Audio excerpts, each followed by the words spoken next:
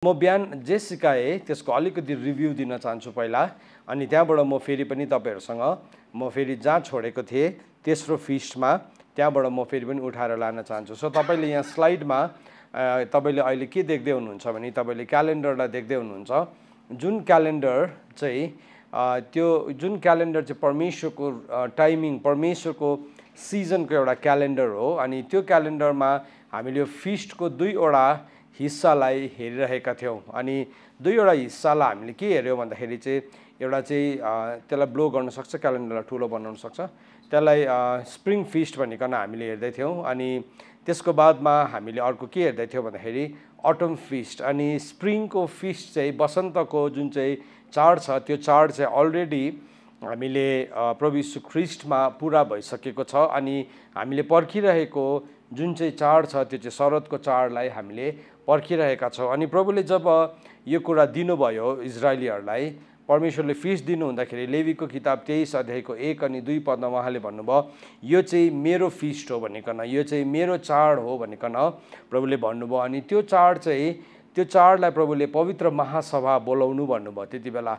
अनि त्यो पवित्र महासभालाई चाहिँ के भन्यो भन्दाखेरि चाहिँ कोदेश मिक्रा भनेर भन्यो। त्यो भनेको चाहिँ के हो? कोदेश भनेको चाहिँ पवित्र भनेको, अनि मिक्रा भनेको चाहिँ महासभा, पवित्र महासभा। अनि त्यो मिक्राको अर्थ चाहिँ के बनिन्छ भन्दाखेरि चाहिँ त्यो मिक्राको अर्थ चाहिँ एक ठाउँमा भेला हुनु, एक ठाउँमा सामेल हुनु। अनि त्यति मात्र नबनेर त्यो चाहिँ एउटा रिहर्सल गर्नु, कुनै कुराको निम्ति तयारी हुनु, एउटा घटना हुनु आँटेको छ, कुनै कार्यक्रम हुन आँटेको छ, त्यसको लागि तयारी हुनु। जसरी आज हामी यो सभामा आउँदाखेरि आराधनाको दलहरूले अगाडिबाटै तयारी गरिरहेको थियो, वचन ल्याउने मानिसहरूले अघिबाटै तयारी गरिरहेको थियो, हामीले पनि यो स्लाइडहरू बनाइरहेको थियो। त्यो पनि एउटा के थियो? त्यो पनि एउटा मिक्रा थियो, मिक्रा थियो। अनि त्यसलाई सेड्युल गर्यो, अनि त्यो सेड्युल अनुसार आज हामी यहाँ आयो। सो यो स्लाइडमा हामीले के देखिरहेका छौं भन्दाखेरि चाहिँ दुईवटा फिस्टलाई हामीले देख्दैछौँ। सो पहिलो फिस्ट जुन चाहिँ पहिलो चाडहरू छ त्यो पहिलो चाडहरूमा चाहिँ अलरेडी 3टा चाडलाई भइसकेको देख्छ। जब हामी त्यसलाई सबात जोड्छौँ, सबातसँग जोड्दाखेरि 4वटा चाडलाई देख्छौँ। अनि त्यो अनगोइङ हो खासमा, तरै भए तापनि हामी के देख्छौँ भने त्यसमा पासओभर अथवा निस्तार र अखमिरे रोटीको चाड, त्यो चाहिँ त्यसलाई चाहिँ जुन चाहिँ अखमिरे रोटीको साता पनि भनेर चिनिन्छ, त्यसभित्र निस्तार अनि अखमिरे रोटीको चाड पर्छ। त्यसको बादमा पहिलौटे फल अथवा प्रथम फलको चाड पर्छ। अनि त्यसको बादमा पेन्टिकोसको चाड पर्छ। सो यो फिस्टले चाहिँ के देखाउँदै थियो? यीशु ख्रीष्ट भन्दा अगाडिको जुन मानिसहरू थियो उनीहरूले चाहिँ के कुराको लागि मिक्रा गर्दै थियो, के कुराको लागि उनीहरूले अभ्यास गर्दै थियो, के कुराको लागि उनीहरूले रिहर्सल गर्दै थियो भन्दाखेरि चाहिँ आउनुहुने राजाको लागि, आउनुहुने निष्खोट बलिदानको थुमाको लागि उनीहरूले मिक्रा गर्दै थिए। सो उनीहरूले गर्दै जसै गयो, बाइबलले भन्छ समयको अन्तमा प्रभु यीशु ख्रीष्ट देखा पर्नु भयो। पहिलो पत्रुस 1 अध्यायको 20 पदमा अनि गलातीको किताब 4 अध्यायमा भन्छ कि समयको अन्तमा प्रभु यीशु ख्रीष्ट देखा पर्नु भयो। सो के भयो? जब त्यो समय फुलफिलमेन्ट, अन्त भनेको चाहिँ के हो?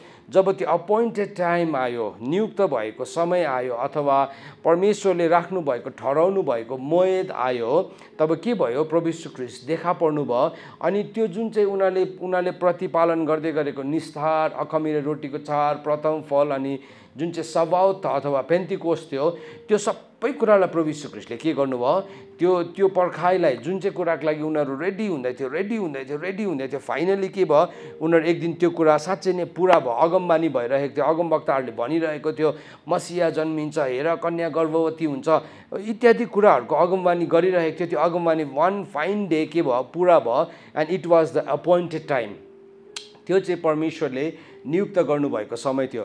तर अब तपाईँ र म त्यसको बिचमा के छ? त्यसको बिचमा चाहिँ एज अफ द चर्च छ। बिचको जुन चाहिँ युग छ त्यो चाहिँ चर्चको युग हो। त्यो युगदेखि चाहिँ अब हामी कहाँ पस्दैछौँ भन्दाखेरि चाहिँ हामी फेरि पनि त्यो शरदको, त्यो स्लाइड एकछिन देखाइदिनुहोस्। त्यो शरदको हामी त्यो एकछिन नहटाइदिनुहोस् ल त्यो स्लाइडलाई। त्यो हामी शरदको चाडभित्र हामी पस्दैछौँ। सो हामी के गर्दैछौँ? अटमको त्यो फिस्टभित्र पस्दैछौँ। अनि त्यसको बिचमा तपाईँले हेर्नुभयो भने त्यसको बिचमा यो दुईवटा टाइमको बिचमा हेर्नुभयो भने स्प्रिङ र जुन चाहिँ वसन्त र शरद छ यसको बिचमा के छ एउटा ऋतु छ। त्यो ऋतु चाहिँ समर भनिकन अथवा त्यसलाई हामी गरम महिना पनि भन्छौँ अथवा त्यसको के सही नेपाली शब्द हो मलाई थाहा भएन, तर जे पनि हो त्यो बिचको टाइमले चाहिँ यसले चाहिँ के देखाउँछ भन्दाखेरि चाहिँ त्यसले चाहिँ एज अफ द चर्चलाई देखाउँछ। अनि त्यो जुन चाहिँ त्यसको माथि तपाईँले हेर्नु भने जुन चाहिँ विन्टर देखाउँछ, हिउँद देखाउँछ, त्यो हिउँदले चाहिँ त्यो चाहिँ के देखाउँछ, त्यो चाहिँ चर्चको युग सकिएको देखाउँछ। जब चाहिँ चर्च लिफ्ट हुन्छ अनि त्यहाँ चर्च फेरि त्यो जब पनि अब संसार एउटा ग्रेट पिरियड अफ ट्राइबुलेसनबाट जान्छ, एउटा ठुलो सङ्कष्टको समयबाट जान्छ। अनि प्रभुले भन्नुभयो मत्तीको किताब 24 अध्यायमा तिमीहरूको भगाइ चाहिँ हिउँदमा नपरोस् भनेर तिमीहरूले प्रार्थना गर भनेर भन्नुभएको छ। अनि जब यो चार्टलाई बनाएर हामीले हेर्दै थियौँ, म छक्कै परिरहेको थिएँ चार्टलाई हेर्दाखेरि प्रभु यीशु ख्रीष्टले भन्नुभएको कुरा कति साह्रो शक्तिशाली रहेछ भन्ने कुरालाई यो चार्टलाई हेर्दै गर्दाखेरि मैले बुझिरहेको थिएँ। सो हामीले के देख्दैछौँ, स्प्रिङको वसन्तको एउटा सिजन छ, त्यसको बादमा एउटा गरमको महिना छ जसले चाहिँ एउटा चर्चको युगलाई देखाउँछ भने अब शरद ऋतुदेखि चाहिँ अब फेरि एउटा यस्तो समय आउँदैछ जुन चाहिँ समय चाहिँ हिउँदको महिना हो, जहाँ चाहिँ church will no more exist, हुँदैन चर्च चाहिँ, किनभने त्यति बेला के भइसकेको हुन्छ, त्यति बेला ग्रेट पर्सिक्युसन हुन्छ। त्यो चर्च अहिले जस्तो हाम्रो यसरी भेला हुने अनि एक ठाउँमा भेला भएर सङ्गति गर्ने त्यो सबै कुराहरू हराएर जान्छ। के हुन्छ त्यति बेला यति साह्रो महासङ्कष्ट हुन्छ, भगाइ हुन्छ, church will go into the wilderness भनेको छ, चर्च चाहिँ उजाड स्थानमा जान्छ। सो अहिले अब अगाडिको यीशु ख्रीष्ट आउनुभन्दा अगाडिको जुन विश्वास गर्ने विश्वासीहरू थियो उनीहरूले यो पहिलाको फिस्टहरूलाई त्यसको लागि मिक्रा गर्दै थियो, पवित्र महासभा गर्दै थियो। अनि उनीहरूले पेसाकलाई पर्खिरहेको थियो अथवा निस्तार चाडलाई पर्खिरहेको थियो, उनीहरूले अखमिरे रोटीको चाडलाई मज्जौटलाई पर्खिरहेको थियो, उनीहरूले पहिलो प्रथम फललाई उनीहरूले पर्खिरहेको थियो। अनि त्यसको बादमा हामी के देख्छौँ, उनीहरूले साबोत पेन्टिकोसको चाडलाई उनीहरूले पर्खिरहेको थियो जो फुलफिल भयो आज भन्दाखेरि 2000 वर्ष अगाडि फुलफिल भयो, समयको अन्तमा अथवा समयको पूर्णता भनेको छ। गलातीको किताब 4 अध्यायको एकपल्ट त्यो पनि पढ्नु पऱ्यो, तपाईँले मसँग खोल्नुहोस् किनभने मैले भनेर त्यसलाई रेफरेन्स दिएन भने सही हुँदैन। गलातीको किताब 4 अध्यायको 4 पदमा लेखेको छ, तर जब तोकिएको समय आयो, अपोइन्टेड टाइम आयो भनेको छ। अपोइन्टेड टाइम प्रभु यीशु ख्रीष्ट कति बेला देखा पर्नु भयो भन्दाखेरि चाहिँ बाइबलले सफासँगले लेखेको छ, बाइबलले एकदमै क्लियरली लेखेको छ प्रभु यीशु ख्रीष्ट कहिले आउनु भएको भनिकन। यद्यपि डेटलाई मेन्सन गरेको छैन तर सिजनलाई चाहिँ क्लियरली मेन्सन गरेको छ। यहाँ हेर्नुहोस्, तर जब तोकिएको समय आयो, व्हेन एपोइन्टेड टाइम केम, त्यसको मतलब चाहिँ अथवा जब मोएड आयो त्यति बेला के भयो, परमेश्वरले आफ्नो पुत्रलाई स्त्रीबाट व्यवस्थाको अधीनमा जन्मेको भएर व्यवस्थाको अधीनमा रहनेहरूलाई उहाँले मोल तिरेर छुटाउन हामीले धर्मपुत्रको अधिकार पाउनलाई पठाउनु भयो। सो प्रभु यीशु ख्रीष्ट कहिले आउनु भएको रहेछ, he came in the appointed time, appointed time. So त्यसले गर्दाखेरि बाइबलले डेट दिएको छैन, बाइबलले त्यसरी डेट दिएको छैन, तर एउटा कुरा चाहिँ हामीलाई सफासँगले भनेको छ, यीशु ख्रीष्ट नियुक्त भएको समयमा अपोइन्टेड टाइममा आउनुभयो। के भयो, त्यसको बादमा गरम महिना आयो, सिजन अफ द चर्च आयो, चर्चको बर्थ भयो आफ्टर द डे अफ पेन्टिकोसको दिनदेखि चर्चको जन्म भयो। अब तपाईँ र मैले के कुराको लागि कोदेश मिक्रा गर्दैछौँ, पवित्र महासभा चाहिँ भने अब हामीले तीनवटा परमेश्वरको ऋतुको लागि परमेश्वरले ठहराउनु भएको 3वटा मोएडको लागि हामीले कोदेश मिक्रा गर्दैछौँ, पवित्र महासभा गर्दैछौँ, अथवा हामी पर्खिरहेको छ त्यो मोहेडलाई। के हो भन्दाखेरि चाहिँ एउटा मोहेड चाहिँ तुरहीको हो, अर्को चाहिँ के हो यम किपुर हो, अनि त्यसको बादमा सुकोतको हो। सो यो कुरालाई अब हामी अगाडि हेर्दै जान्छौँ। सो मैले बिहानदेखि तपाईँलाई आजको बिहानको सेसनमा पासओभर के हो भन्ने कुरालाई तपाईँलाई बताएँ। अनलिभन ब्रेड भन्ने के हो, त्यसको अर्थ के हो। अनि अब तपाईँलाई म फर्स्ट फ्रुटको बारेमा बताउन चाहन्छु। सो तपाईँलाई म अर्को स्लाइड देखाउन चाहन्छु। यो अर्को स्लाइडमा चाहिँ के छ भन्दाखेरि तपाईँले अर्को स्लाइडमा तपाईँले यो फिस्टको डल्लै एउटा टेबुलेसनलाई देख्नुहुन्छ। अर्को स्लाइड लगाइदिनुहोस् त, हजुर इङ्ग्लिसमा होइन नेपालीमा लगाइदिनुहोस्। सो यो स्लाइडमा तपाईँले फिस्टको टेबुलेसन डल्लै देख्नुहुन्छ। अनि मैले तपाईँलाई भनेको थिएँ हामी तपाईँसँग यो सेयर गर्छौँ, नसुर्ताउनुहोस्, यो कहाँ पाइन्छ भनेर नसुर्ताउनुहोस्, गुगलमा पाउनुहुन्न किनभने यो हामीले डिजाइन गरेको हो। सो हामी तपाईँलाई सेयर गर्छौँ यो कुरा। सो यसमा चाहिँ डल्लै फिस्टको एउटा पिक्चर छ, डल्लै फिस्टको पिक्चर छ। अनि त्यसमा ख्रिस्टको पहिलो आगमन अनि ख्रिस्टको दोस्रो आगमन भन्ने कुरालाई हामीले ओभरअल हेर्छौँ, चर्चको युगलाई हेर्छौँ। अनि अहिलेसम्म हामीले हेर्दै गरेको हामीले दुईवटा फिस्टलाई अलरेडी हेरिसक्यौँ, सब्बातलाई हेऱ्यौँ, अनि त्यसको बादमा निस्तार र अखमिरे रोटीको चाडवटा सातालाई हामीले हेऱ्यौँ। अब हामी कहाँ जान्छौँ भन्दाखेरि चाहिँ प्रथम फिस्ट अफ द फर्स्ट फ्रुटमा हामी जान गइरहेको छौँ। सो यो फिस्ट अफ द फर्स्ट फ्रुटमा हामी जाँदै गर्दाखेरि हामीले के भेटाउँछौँ त यहाँ फिस्ट अफ द फर्स्ट फ्रुटमा यो चाहिँ के हो भन्दाखेरि चाहिँ यो फिस्ट अफ द फर्स्ट फ्रुटको मेसेज चाहिँ के हो भने हामी मृत्युदेखि जीवनमा सर्छौँ अनि मसिहा यीशु ख्रिस्टद्वारा जो सुति जानेहरूमा प्रथम फल हुनुहुन्छ। सो यो फिस्टले चाहिँ हामीलाई के देखाउँछ, वाट इज द इम्पोर्टेन्स, यसको सिग्निफिकेन्स चाहिँ के हो भन्दाखेरि चाहिँ यो फिस्टले चाहिँ मलाई मृत्युदेखि जीवनमा सरेको कुरालाई बताउँछ, मृत्युदेखि जीवनमा सरेको कुरालाई बताउँछ। लेवीको किताब 23 अध्यायको 10 देखि लिएर 11 पदसम्म तपाईँले गएर पढ्नुभयो भने यसको बारेमा उल्लेख गरेको भेटाउनुहुन्छ। प्रभुले के भन्नुभयो भन्दाखेरि चाहिँ इजरायलीहरूलाई भन्, मैले तिमीहरूलाई दिने देशमा पुगेर जब त्यहाँको बाली काटौला तब तिमीहरूले आफ्नो बालीको पहिलो उब्जनीको एक बिटा पुजारी कहाँ ल्याउनु, त्यो ग्रहण हुनलाई तिनले त्यो बिटा परमप्रभुको सामने डोलाउन्, सब्बातको भोलिपल्ट पुजारीले त्यो डोल्याउन्। सो यो चाहिँ कहिले ल्याउनु पर्थ्यो, यो चाहिँ कहिले ल्याउँथ्यो भन्दाखेरि चाहिँ यो चाहिँ on the day of resurrection, किनभने यही एक्ज्याक्ट दिनमा चाहिँ प्रभु यीशु ख्रिस्ट चाहिँ मरेकोहरूबाट पुनरुत्थान हुनुभएको थियो। सो प्रभु यीशु ख्रिस्ट चाहिँ पुनरुत्थान हुँदै गर्नु हुँदाखेरि चाहिँ उहाँ चाहिँ पहिलो बालीको पहिलो उब्जनीको त्यो पहिलो बिट्टा बनिनु भयो, जो चाहिँ परमेश्वरको अगाडि प्रथम फल भनिकन लगेको छ। That is the first fruit. So यो जुन चाहिँ यो मोएड छ अथवा यो चाडले चाहिँ के देखाउँछ भने पहिलौटे फलको बारेमा हामीलाई सिकाउँछ। अब यसको स्पिरिचुअल अन्डरस्ट्यान्डिङ चाहिँ के हो त? अब बाइबलले भन्छ परमेश्वरको व्यवस्था चाहिँ आत्मिक हो।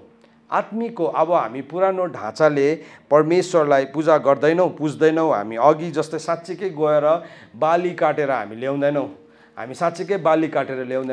तर हामी व्यवस्थाको नयाँ ढाँचामा पसेका छौँ भनिकन रोमीको किताब 7 अध्यायको 6 पदले हामीलाई यसरी बताउँछ। हेर्नुहोस् है, तर अब जसमा जकडिएका थियौँ त्यसैको लेखी मरेर लेखिएका व्यवस्थाको पुरानो ढाँचाले होइन, तर आत्माको नयाँ ढाँचासँग सेवा गर्नलाई व्यवस्थाबाट हामी मुक्त भएका छौँ। के कुरामा चाहिँ मुक्त भएको रहेछौँ भन्दाखेरि चाहिँ पुरानो ढाँचाबाट मात्रै मुक्त भएको, ओल्ड डिजाइनबाट, ओल्ड स्टाइलबाट मात्रै हामी के भएको, मुक्त भएको। केसमा भन्दाखेरि चाहिँ अब केसको लागि चाहिँ मुक्त भएको रहेछ भन्दाखेरि चाहिँ हामी आत्माको नयाँ ढाँचासँग। सो अब यो फिस्टलाई हामीले लिटरली पालन गर्नु हो भने चाहिँ कसरी पालन गर्थ्यो भन्दाखेरि चाहिँ यो फिस्टलाई लिटरली पालन गर्नु हो भने चाहिँ अब हाम्रो खेतबारीमा उब्जनी भएको प्रथम अन्नको पहिलो बिटालाई लिएर आउनु पर्थ्यो। सो अब त्यसलाई हामी इजरायलको कन्टेक्स्टमा हेर्नु हो भने चाहिँ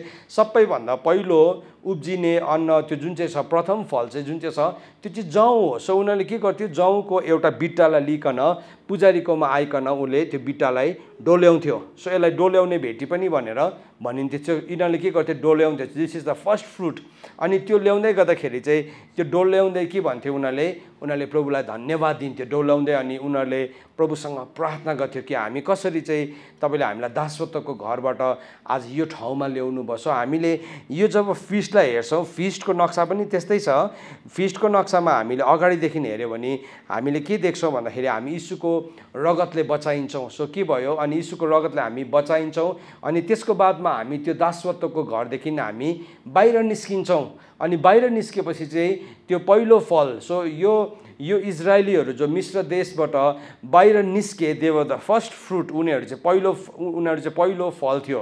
त्यो दासत्वको घरबाट बाहिर निस्किने उनीहरू पहिलो फल थियो। सो त्यसको प्रतीकमा जब उनीहरूले यो प्रथम फलको चाडलाई मनाउँथ्यो, जसलाई बिकुरिम पनि भनिन्छ, उसले ल्याउँदाखेरि चाहिँ उसले के गर्थ्यो, त्यो भेटीलाई उसले चढाउँथ्यो, उसले चढाउँथ्यो अनि डोलाउँथ्यो अनि भन्थ्यो कि हामी चाहिँ कस्तो थियौँ, हामी चाहिँ एकदमै परदेशी थियौँ, हामी दासत्वको घरमा थियौँ अनि परमेश्वर तपाईँले हामीलाई त्यो दासत्वबाट निकालेर ल्याउनु भएको छ। सो त्यो प्रति धन्यवादी उनीहरू भइकन यो फललाई उनीहरूले यो फिस्टलाई मनाउने गर्थ्यो। सो अब यसको अर्थ चाहिँ के बनिन्छ त आज हाम्रो लागि चाहिँ?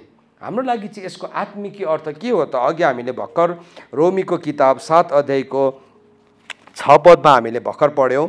तर अब हामी जसमा जकडिएका थियौँ त्यसको लेखी मरेर लेखिएका व्यवस्थाको पुरानो ढाँचाले होइन, तर आत्माको नयाँ ढाँचासँग सेवा गर्नलाई व्यवस्थाबाट हामी मुक्त भएका छौँ। अब त्यो लेखेकै अनुसार हो भने त हामीले साँच्चै नै बिटाला लिएर आउनु पर्थ्यो, तर आज हामी नै त्यो पहिलो फल बनिन्छौँ। सो त्यो पहिलो फल को बनेर देखाउनु भयो पहिला भन्दाखेरि चाहिँ त्यो पहिलोटे फल चाहिँ स्वयं यीशु ख्रीष्ट बनिनु भयो। पहिलो कोरिन्थी 15 अध्यायको 20 देखि लिएर 22 पदमा यो कुरालाई भेटाउँछौँ। र तपाईँ सबैजनाले खोल्नुहोस् यो वचनलाई खोल्नुहोस्, हामी पढ्छौँ। लेट्स रिड, हामी पढौँ यो कुरालाई, हेरौँ यहाँ छ कि छैन, यो कुरा सही हो कि होइन, हामीले जाँच्नुपर्छ। कतिपल्ट मान्छेले हामीलाई कतिवटा कुरा भन्छ अनि त्यो चाहिँ हामीले जाँच्दैनौँ। आज पनि मैले एउटा पोस्टलाई पढिरहेको छ अनि त्यो पोस्टमा के लेखेको थियो भन्दाखेरि चाहिँ यो चाड मनाऊ भनेर नयाँ करारमा कहाँ लेखेको छ? बाइबलमा कहीँ कतै त्यस्तो लेखेको छैन। त्यसले गर्दाखेरि तपाईँहरूले त्यस्तो कुराहरूलाई नपत्याउनुहोस्, त्यस्तो भ्रमलाई नपत्याउनुहोस् भनिकन लेखिरहेको थियो। मलाई दुःख लाग्यो त्यसलाई देखिकन, किनभने परमेश्वरको वचन पहिलो कोरिन्थी 5 अध्यायको 6, 7, 8 पदमा के लेखेको छ? हामी पुरानो खमीरले होइन, दुष्टताको खमीरले होइन, अधर्मको खमीरले होइन, तर हामी निष्कपट भइकन हामी के गरौँ? हामीले त्यो अखमीरे रोटीको चाड मनाऊ भनेर बाइबलमा लेखेको छ। सो एकदमै क्लियरली ब्ल्याक एन्ड व्हाइटमा लेखेको छ। अब फेरि कहाँ लेखेको छ भनिकन मान्छेले प्रश्न सोध्छ। त्यो एउटा दुःखलाग्दो कुरा हो। त्यस्तो विचारहरू चाहिँ एकदमै दुःखलाग्दो कुरा हो। सो त्यस कारणले गर्दाखेरि तपाईँलाई जब पनि वचन भन्छ तपाईँले पढ्नुपर्छ, हामीले झगडा गर्नु हुँदैन, किनभने हामीले एकादुसरालाई टोकाटोक गर्नलाई बसेका होइनौँ। परमेश्वरको वचनले भन्छ जबसम्म तिमीहरूको बिचमा कलह छ तिमीहरू शरीरमै छौ, अनि बाइबलले भन्छ शरीरमा हुनेहरूले परमेश्वरलाई खुसी पार्न सक्दैन। सो हामी झगडा गर्छौँ, एउटाले यो भन्छ, फेरि अर्कोले त्यो भन्छ, फेरि अर्कोले त्यो भन्छ, हामी झगडा परिरहन्छौँ अनि के हुन्छ? बिचमा शैतानले तमासा हेरिरहेको हुन्छ। तर बाइबलमा भनेको छ हामीले प्रेममा परमेश्वरको वचन अनुसार जे सही हो त्यो कुरा गर्न जरुरी छ। सो तपाईँले मसँग हेर्नुहोस् यति बेला पहिलो कोरिन्थी 15को 20 देखि लिएर 23 पदलाई म पढ्दैछु। वास्तवमा ख्रीष्ट मृतकहरूबाट जीवित हुनुभएको छ, सुति जानेहरूमध्येमा उहाँ चाहिँ प्रथम फल हुनुहुन्छ। हेर्नुहोस् है, सुति जानेहरूमा अथवा मरेकोहरूमा बिउतनु हुने चाहिँ प्रभु यीशु ख्रीष्ट प्रथम फल हुनुहुन्छ। He is the first fruit. So हामीले अघि बिहानदेखि के कुरालाई हेर्दै थियौँ भन्दाखेरि कलसी 3:17 पदलाई हामीले सिकिरहेको थियौँ। मूल कुरा चाहिँ यीशु ख्रीष्ट हुनुहुन्छ। सो यो फिस्टमा नि यदि यीशु ख्रीष्ट छैन भने त्यो रङ हो। मूल कुरा यीशु ख्रीष्ट छैन, मूल कुरा चाहिँ अर्कै कुनै छ। हामीले मान्दै गरेको थुप्रो फिस्टहरूमा मूल कुरा यीशु ख्रीष्ट छैन, त्यहाँ जोकर छ, त्यहाँ क्लाउन छ, अनि त्यो मूल कुरा छ। सो बाइबलले चाहिँ भन्दैछ मूल कुरा चाहिँ यीशु ख्रीष्ट हुनुपर्छ। सो यहाँ हामी के देख्दैछौँ? यो प्रथम फलमा पनि हामीले के देख्दैछौँ भने वास्तवमा ख्रीष्ट मृतकहरूबाट जीवित हुनुभएको छ, सुति जानेहरूमध्येमा उहाँ चाहिँ प्रथम फल हुनुहुन्छ। किनकि जसरी एउटा मानिसबाट मृत्यु आयो, त्यसरी नै मृतकहरूको पुनरुत्थान पनि मानिसबाट नै आयो। किनकि जसरी आदममा सबै मर्दछन्, त्यसरी नै ख्रीष्टमा सबै जीवित पारिन्छन्, तर हरेक आफ्नै क्रम अनुसार। ख्रीष्ट चाहिँ अगौटे फल, त्यसपछि उहाँको पुनरुत्थानमा ख्रीष्टमा आफ्नैहरू। जस्तो कति साह्रो शक्तिशाली वचन छ हेर्नुहोस् त। यो वचनले के भन्दैछ? अब यो वचनको अर्थ म तपाईँलाई अलिकति बुझाउँछु। सो यीशु ख्रीष्ट चाहिँ सुति जानेहरूमा उहाँ चाहिँ प्रथम फल हुनुहुन्छ, अथवा मरेर बिउतनेमा प्रथम फल हुनुहुन्छ अरे। सो त्यो चाहिँ प्रभु यीशु ख्रीष्ट हुनुहुन्छ है। अनि यहाँ भन्दैछ जसरी एउटा आदमबाट के आयो, सबैमा पाप आयो, अब यीशु ख्रीष्टद्वारा चाहिँ सबैमा के हुन्छ? सबैजना जीवित पारिन्छ। अब त्यो जुन चाहिँ पहिलौटो फल छ, फर्स्ट फ्रुट छ, त्यो पहिलौटे फलको त्यो सिड चाहिँ, त्यसको बिउ चाहिँ हामीभित्र पनि छ। हामीभित्र पनि छ। यहाँ भन्दैछ तर हरेक आफ्नै आफ्नै क्रममा अनुसार ख्रीष्ट चाहिँ अगौटे फल, त्यसपछि उहाँको पुनरागमनमा ख्रीष्टका आफ्नैहरू। हामीहरूभित्र पनि प्रभुले हामीलाई पनि त्यो फर्स्ट फ्रुटमा पार्टिसिपेट गर्न दिनुहुन्छ। रोमीको किताब 8 अध्यायको 23 पद हामी हेर्छौँ। रोमीको किताब 8 अध्यायको 23 पदमा, रोमीको किताब 8 अध्यायको 23 पदमा यसरी भन्छ, अब यति मात्र होइन तर हामी आफै पनि जसमा आत्माको पहिलो फल छ, अर्थात् हामी आफै पनि धर्मपुत्र भएर, अर्थात् आफ्नो शरीरको उद्धारको बाटो हेरेर आफै पनि सुस्केर हाल्दछौँ।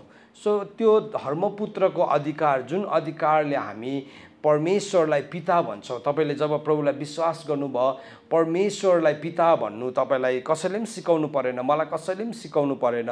कसरी हामीले भन्यौँ भन्दाखेरि चाहिँ त्यो अब्बा पिता भन्ने कुरा चाहिँ, त्यो जुन चाहिँ त्यो शब्द आयो, त्यो चाहिँ के कुराको प्रमाण हो भन्दाखेरि चाहिँ जसरी यीशु ख्रीष्ट प्रथम फल हुनुहुन्छ, त्यो प्रथम फल चाहिँ हामीभित्र पनि छ अरे, हामीभित्र पनि छ।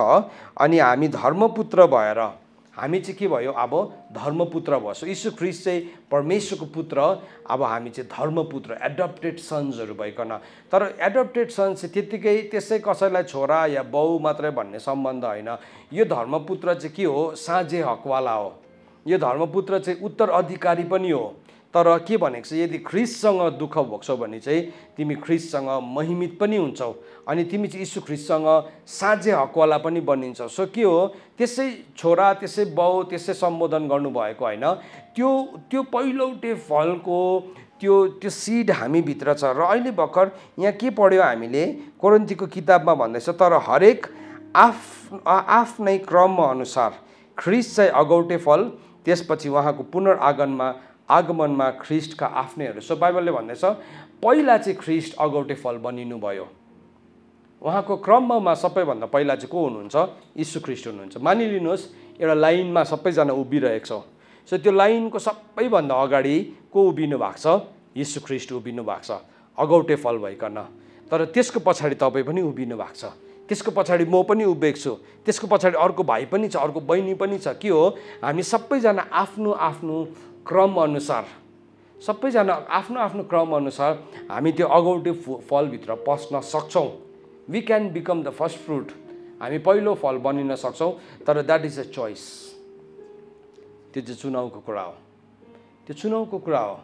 सो त्यो चुनावलाई हामीले गर्न जरुरी छ। हेर्नुहोस् है, त्यो चुनावलाई गर्न जरुरी छ। हामीले सुरुमा हेऱ्यो भने जब आदमको सन्तान भयो कैन र हाबिल, कैनले के गर्यो भन्दाखेरि चाहिँ, कैन र हाबिलको भेटीमा के फरक थियो भन्दाखेरि चाहिँ हाबिलले चाहिँ आफ्नो बगालको अगौटे फललाई लिएर आयो, सबैभन्दा उत्तम फललाई लिएर आयो, बेस्ट फ्रुटलाई, अथवा उसको पशुको सबैभन्दा मोटालाई लिएर आयो। त्यो चाहिँ के थियो, फर्स्ट फ्रुट लिएर आएको थियो। तर कैनले चाहिँ के गर्यो, उसले केही लिएर आयो। अनि के भनेको छ, उसले केही लिएर आयो। समयको अन्तमा के भयो, आउनु त आयो तर केयरलेसली आयो। प्रभुले के गर्नुभयो, प्रभुले एक्सेप्ट गर्नु भएन। अनि उसको अनुहार के भयो, कालो भयो, अँध्यारो भयो। अनि प्रभुले भन्नुभयो त किन अँध्यारो अनुहार लगाउँछस्, के तैँले सही गरिस् भने त सही ठहरिँदैनस्, र तर तैँले असल गर्दैनस् भने त पाप त ढोकामै ढुकेर बस्छ। So it was a choice. त्यहाँ दुईजना दाजुभाइको हामी के देख्छौँ, चुनाव देख्छौँ। एउटाले के गर्यो, उसले त्यो अगौटे फललाई लिएर आयो, तर अर्कोले के गर्यो, जस्ट केयरलेसली आयो। This is a choice. अब यो कुरा चाहिँ कति बेला सबैभन्दा इम्पोर्टेन्ट बनिन्छ। अहिले सायद यो फिस्ट मेरो लागि यति साह्रो इम्पोर्टेन्ट छैन होला, यसको के मतलब छ, कतिजना व्यक्तिहरू यति नै भनेर बसिराख्नु भएको छ। यसको के अर्थ छ, यसको अर्थ चाहिँ नि, जे कुराको पनि अर्थ चाहिँ त्यसको अन्तमा थाहा पाउँछ, त्यसको एन्डमा थाहा पाउँछ। अनि यसको अर्थ चाहिँ हामी कहाँ भेटाउँछौँ भन्दाखेरि चाहिँ प्रकाशको किताब 14 अध्यायको, अब यसलाई बुझ्नुको लागि मैले 1 देखि लिएरै पढ्नुपर्छ, 1 देखि लिएर 5 सम्म नै पढ्नुपर्छ। पढ्नु खोजेको चाहिँ मैले 5 पद हो, त्यसले गर्दाखेरि म माथिदेखि नै पढ्छु। अनि मैले देखेँ र हेर, सियोन डाँडामा थुमा खडा हुनुहुन्थ्यो र उहाँको साथमा उहाँको नाउँ र उहाँको पिताको नाउँ, तिनका निधारमा लेखिएको 1,44,000 थिए। अब मैले धेरै पानी पानीहरूको स्वर जस्तै र ठुलो गर्जनको स्वर जस्तै स्वर्गबाट एउटा आवाज सुने। अब मैले सुनेको त्यो स्वर वीणा बजाउनेहरूले बजाइरहेको वीणाहरूको जस्तो थियो। सिंहासनको अगाडि र ती 4 जीवित जीवात र धर्मगुरुहरूको अगाडि तिनीहरूले एउटा नयाँ गीत जस्तै गाउँदो रहेछन्। अब पृथ्वीबाट किनिएका अर्थात् 1,44,000ले बाहेक कसैले त्यो गीत सिक्दैन थियो। स्त्रीहरूसँग नबिटुलिएको यिनै हुन्। तिनीहरू कुमारी जस्तै चोखा हुन्। थुमा जता जता जानुहुन्छ उहाँको पछि पछि लाग्ने यिनै हुन्। यिनीहरू परमेश्वरमा र थुमामा पहिले फलहरू हुनलाई मानिसहरूबाट किनिएका थिए अनि तिनीहरूको मुखमा कुनै झुट थिएन। तिनीहरू निर्दोष छन्। अब हेर्नुहोस् है, यहाँ त्यो 1,44,000 मानिसको कुरा गरेको छ। त्यो 1,44,000 को सिम्बोलिजमपट्टि म जान चाहदिनँ। तर यहाँ के भन्दैछ भन्दाखेरि चाहिँ यिनीहरू चाहिँ को हो, यिनीहरू चाहिँ यो 1,44,000 मानिसहरू चाहिँ को हो भन्ने कुरालाई एक्सप्लेन गरेको छ। अनि के भनेर एक्सप्लेन गरेको छ भन्दाखेरि चाहिँ उनीहरू चाहिँ को रहेछ भन्दाखेरि चाहिँ उनीहरू चाहिँ स्त्रीसँग नबिटुलिएको। स्त्रीले चाहिँ के देखाउँछ, दुईवटा स्त्री छ। एउटा स्त्री चर्च हो, अर्को स्त्री चाहिँ बाबेल हो, बेबिलोन हो। अन्त त प्रभुले भन्नुभएको छ मेरो मानिसहरू तिमीहरू त्यो बेबिलोनबाट बाहिर निस्केर आओ। त्यो अर्को स्त्री चाहिँ त्यो हो है। अनि के भन्दैछ, त्यो स्त्रीसँग बिटुलिएको छैन। सो बाबेलसँग मिसिएको छैन। मानिसले बनाएको चाडहरू, मानिसले बनाएको परम्पराहरू चाहिँ सबै बाबेलबाट आएको छ, बेबिलोनबाट आएको छ। त्यो चाहिँ त्यसको चाहिँ परमेश्वरसँग केही पनि सम्बन्ध छैन। अनि त्यो सम्बन्ध अब त्यो कुरा चाहिँ के भयो, त्यो चाहिँ अब यसरी मिसिएर आयो, बाहिरबाट मिसिएर आयो। अनि त्यो कुरालाई हामीले प्रतिपालन गरिरहेका छौँ। त्यसको पक्षमा हामी एकदमै बेसी उभिरहेका छौँ। त्यसको हामी वकालत गर्छौँ। त्यसको विरुद्धमा बोल्यो भने के हुन्छ, एउटा ठुलो बवाल खडा हुन्छ। मान्छेले त्यसलाई के गर्छ, एकदमै ठुलो त्यसलाई इस्यु बनाउँछ। किनभने त्यसको विरुद्धमा बोल्यो। जब पनि त्यसको विरुद्धमा बोल्छ त्यो सम्पूर्ण त्यो जिजबेल नै के हुन्छ, त्यो व्यक्तिको विरुद्धमा उठ्छ है। अनि के गर्छ, विरोध गर्न थाल्छ। त्यो एउटा स्त्री हो। सो यो व्यक्तिहरू चाहिँ को रहेछ, उनीहरूको खुबी चाहिँ के रहेछ भन्दाखेरि चाहिँ उनीहरू स्त्रीसँग नबिटुलिएको। उनीहरू के भन्दैछ, उनीहरू चाहिँ कुमारी जस्तै चोखा हुन्। So they were like the virgin. परमेश्वरको अगाडि चाहिँ उनीहरू कुमारी जस्तै चोखा हुन्। सो कतिजना मान्छेले चाहिँ यो भर्सलाई कसरी इन्टरप्रेट गर्छ भने चाहिँ यो चाहिँ अविवाहित प्रभुको लागि विवाह नगरी बसेर जीवन समर्पण दिएको, त्यो पनि होला, सही होला। तर त्यो त लिमिटेड इन्टरप्रिटेसन हो। तर यसको फुलनेसलाई चाहिँ हामीले कहाँ देख्छौँ भन्दाखेरि चाहिँ थुमा जता जता जानुहुन्छ उहाँको पछि पछि लाग्ने यिनीहरू हुन्। सो सेकेन्ड क्वालिफिकेसन चाहिँ के रहेछ भने यिनीहरू चाहिँ थुमालाई पछ्याउँछ। यिनीहरूले अरू कसैलाई पछ्याउँदैन, यिनीहरूले थुमालाई पछ्याउँछ। अब थुमा कहाँ छ, पासओभरमा छ नि। पासओभरमा हेर्नुहोस्, फिससँग जोडेको छ यो कुरालाई है। अब थुमालाई पछ्याउने हुन्छ भनेको छ है। अनि त्यसको बादमा के भन्दैछ, अनि यिनीहरू चाहिँ परमेश्वरमा र थुमामा पहिले फलहरू हुनलाई, फर्स्ट फ्रुट। अब यहाँ हेर्नुहोस् त, फिस्ट छ। यहाँ फिस्टकै कुरा छ। प्रभुले भन्नुभयो यशायाको किताब 1 अध्यायको 14 देखि लिएर 17 पदमा, तिमीहरूको चाडसँग चाहिँ मलाई के लागेको छ, मलाई दिक्क लागेको छ। त्यसलाई चाहिँ म अति घृणा गर्छु। सो यो जुन चाहिँ छ, यिनीहरू चाहिँ बाबेलबाट निस्केको छ। बाबेलको चाडलाई उनीहरूले आफ्नोमा लिएको छैन। उनीहरूले के राखेको छ, आफूलाई चोखा राखेका छन्, उनीहरूले पवित्र राखेका छन्। अनि यो कुरालाई चाहिँ पछाडि गएर प्रकाशको किताब 18को 4 पदमा के भन्यो, ए मेरा मानिसहरू हो, तिमीहरू चाहिँ त्यो बेबिलोनबाट निस्केर आओ, बेबिलोनियन सिस्टमबाट निस्केर आओ। अनि यिनीहरूले चाहिँ के छ, यिनीहरू त्यो स्त्रीसँग बिटुलिएको छैन। यिनीहरूले चाहिँ कसलाई पछ्याउँदैछ, यिनीहरूले थुमालाई पछ्याउँदैछ, थुमालाई। सो त्यो अघिको फर्स्टको चार्ट म तपाईँलाई त्यो सिजनको चार्ट एकपल्ट देखाउन चाहन्छु। त्यो फर्स्टको क्यालेन्डरमा हामीले जब हेरिरहेका छौँ त्यहाँ हामीले के देख्छौँ भन्दाखेरि फर्स्टको क्यालेन्डर लगाइदिनुहोस्। हो, त्यो यो जुन चाहिँ फर्स्टको स्प्रिङको फिस्ट छ, यति बेला चाहिँ यीशु ख्रीष्ट चाहिँ थुमाको रूपमा आउनुभएको हामी देख्छौँ। सो यति बेला हामी के देख्छौँ, पासओभरमा यीशु ख्रीष्टलाई थुमाको रूपमा देख्छौँ। अनलिभन ब्रेडमा पनि थुमाकै रूपमा देख्छ, फर्स्ट फ्रुटमा पनि थुमाकै रूपमा देख्छौँ। पेन्टिकोस्टको त्यो जुन चाहिँ त्यो सिजन छ, स्प्रिङ फिस्टमा चाहिँ हामी यीशु ख्रीष्टको प्रकटीकरण चाहिँ थुमाको देख्छौँ। तर जब अटम फिस्ट आउँछ, जब शरदको चाड आउँछ, अब यीशु ख्रीष्टलाई चाहिँ हामी सिंहको रूपमा देख्छौँ। सो बाइबलले के भन्दैछ, उनीहरूले चाहिँ कसलाई पछ्याउँदैछ, उनीहरूले थुमालाई पछ्याउँदैछ। मैले भनेको बुझ्दै हुनुहुन्छ तपाईँहरूले? मैले भनेको जबसम्म नि हामीले यसको अर्डरलाई बुझ्दैनौँ, यसको अर्डरलाई बुझ्दैनौँ, हामी के गर्छौँ, परमेश्वरको क्यालेन्डरलाई हामी सिधै विरोध गर्छौँ। ओहो यो त हुँदैन, अब कहाँ पुग्छ अल्टिमेटली BC र AD भन्नु थाल्छ। मैले त्यो BC र ADलाई अध्ययन गरिरहेको थियो। प्रभु यीशु ख्रीष्ट कहिले जन्मिनु भएको भन्दाखेरि 4 BC मा, ईसा पूर्व 4 मा जन्मिनु भएको थियो अरे यीशु ख्रीष्ट। सो BC बिफोर क्राइस्ट भन्दाखेरि 4 वर्ष अगाडि जन्मिनु भएको थियो अरे। मतलब त्यो फर्स्टमा सुन्दा नै त्यो मिस्टेक छ एउटा त। त्यहाँदेखि त्यसको अझै पढ्दै थिएँ, त्यो 4 BC मा चाहिँ फेरि हेरोद पनि मरेको छ भनेर लेखेको रहेछ। अब हेरोदले त प्रभु यीशु ख्रीष्टलाई मार्नु खोज्यो। सो त्यो क्यालेन्डर इट इज कन्फ्युज्ड, त्यो कन्फ्युज छ। अनि त्यो धेरैपल्ट नि हामी प्रभुको क्यालेन्डरलाई छोडिकन हामी के गर्छौँ, अरू क्यालेन्डरहरूमा हामी हाम्रो योग्यतालाई देखाउँछौँ। तर नि बुक अफ रेभलेसनमा हेर्नुहोस्, दे फलोड द ल्याम्ब। तपाईँले कसलाई फलो गर्दै हुनुहुन्छ?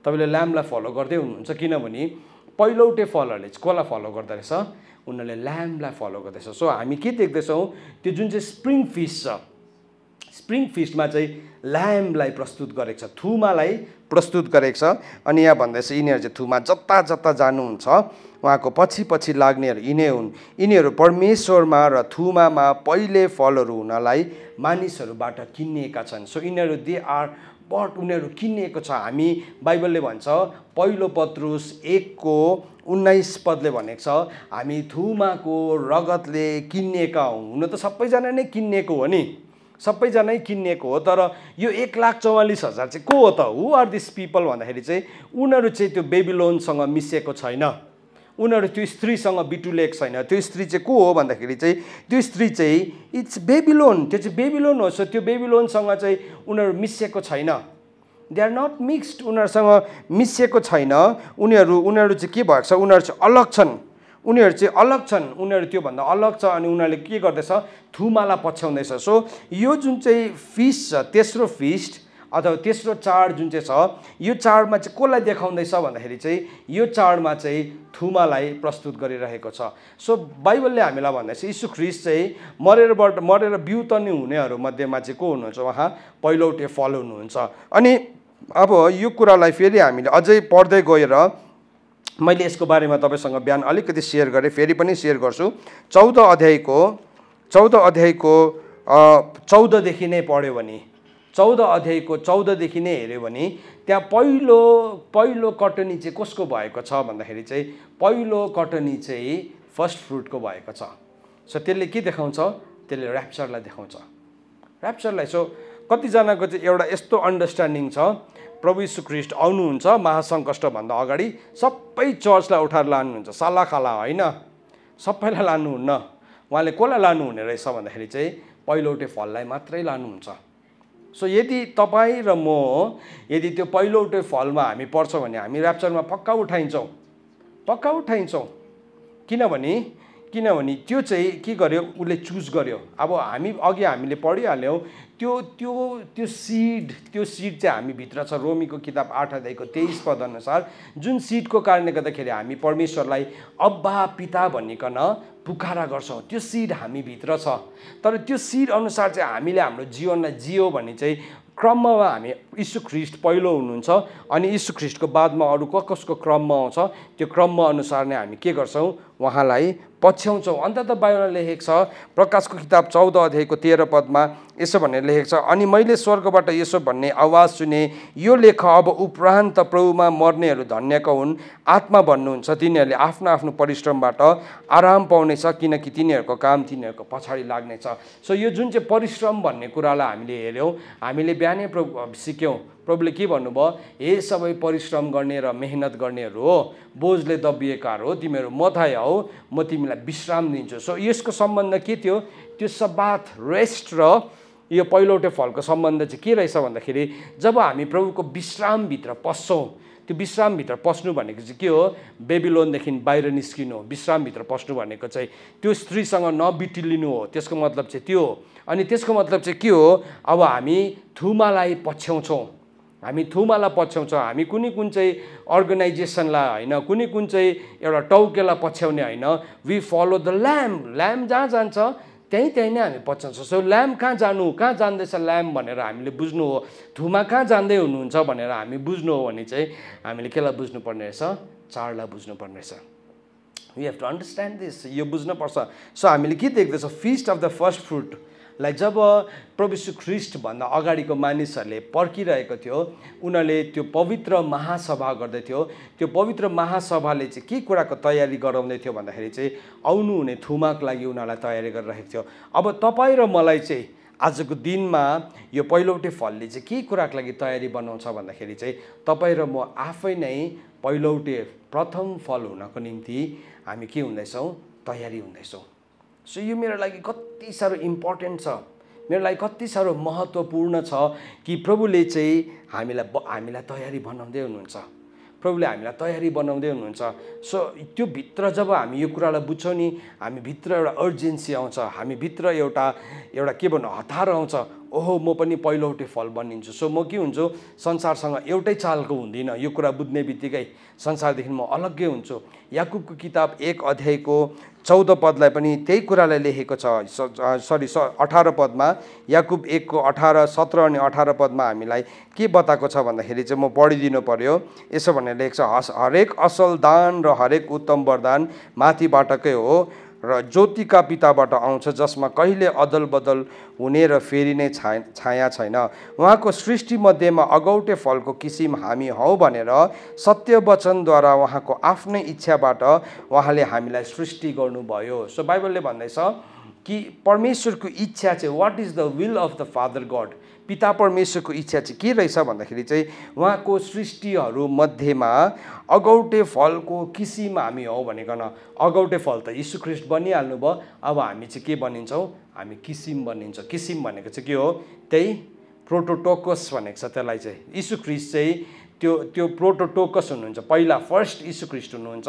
अनि अब हामी चाहिँ रेप्लिकेसन हो, हामी डुप्लिकेसन होइनौँ, हामी चाहिँ रेप्लिकेसन हो। सो एउटा जसरी एउटा मास्टर सिडी बनाउँछ, मास्टर सिडीलाई रेप्लिकेट गर्छ। रेप्लिकेट गर्नुको मतलब चाहिँ के हो, त्यसमा एक्ज्याक्टली जुन चाहिँ मास्टरमा छ त्यही त्यसको अरू आउने जति पनि त्यसको कपिजहरू छ, त्यो कपिजहरूमा पनि के छ, त्यही एक्ज्याक्टली सेम भ्याल्युज छ। त्यस्तै प्रकारले यो पहिलौटे फल चाहिँ परमेश्वरको इच्छा हो मेरो लागि अनि तपाईँको लागि। अनि यीशु ख्रीष्ट चाहिँ पहिलो हुनुहुन्छ, पहिलो किसिम हुनुहुन्छ। तर हामी चाहिँ के अरे, हामी चाहिँ उहाँलाई पछ्याउने, हामी चाहिँ त्यसलाई पछ्याउने व्यक्तिहरू बनिन्छौँ। सो यो फर्स्ट फ्रुटले, पहिलौटे फलले मलाई के गर्दैछ, अब पनि म पवित्र महासभामा छु, यसले मलाई तयारी बनाउँदैछ, यसले म भित्र एउटा अर्जेन्सी ल्याउँदैछ। म संसारदेखि अलग हुनुपर्छ भन्ने अर्जेन्सी ल्याउँदैछ। संसारको जति पनि कुराहरू छ त्यसबाट बाहिर निस्किनुपर्छ भन्ने एउटा अर्जेन्सी त्यहाँ बताइरहेको हामी देख्छौँ। अब त्यसको बादमा फेरि अर्को चाड छ। म छिटो बोल्नुपर्छ किनभने मैले निकै लामो समय लिँदैछु, तर यो महत्त्वपूर्ण छ, यो बुझ्न महत्त्वपूर्ण छ। दोस्रो के, अब त्यसको बादमा के आयो, पेन्टिकोसको चाड आयो। पेन्टिकोसको चाड आयो। सो मलाई त्यो अघिको सेकेन्डको स्लाइड लगाइदिनुहोस्। त्यो चाहिँ फोर्थ इन द लिस्ट छ। यहाँ तपाईँले हेर्नुभयो भने वसन्तको चाडको त्यो अन्तिम चाड हो, जसलाई चाहिँ हामी के देख्छौँ, पेन्टिकोस भनिकन हामी देख्छौँ। त्यसलाई चाहिँ सबायोत पनि भनेको छ, सबायोत पनि भनेको छ। अनि यसको बारेमा कहाँ लेखेको छ, यसको बारेमा कहाँ लेखेको छ भन्दाखेरि चाहिँ लेवीको किताब 23 अध्यायको 15 अनि 16 पदमा लेखेको छ। सब्बातको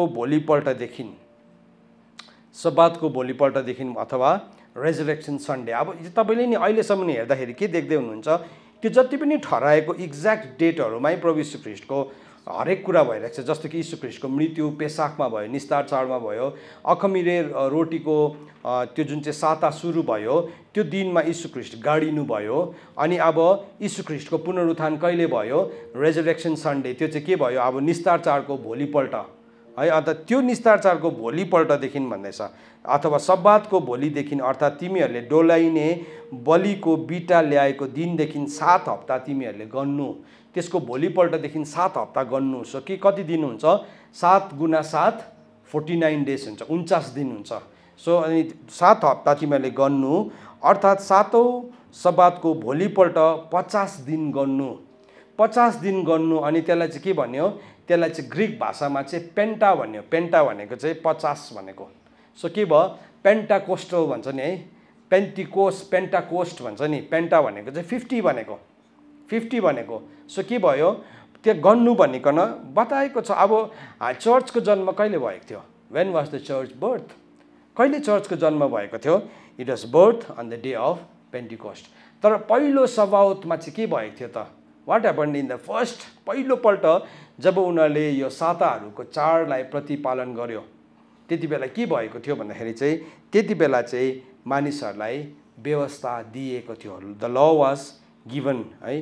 पहिलो सभाउतमा चाहिँ के भएको थियो, उनीहरूलाई के दिएको थियो, उनीहरूलाई व्यवस्था दिएको थियो। सिनाईको पर्वतमा, सिनाईको पर्वतको फेदमा दिएको थियो।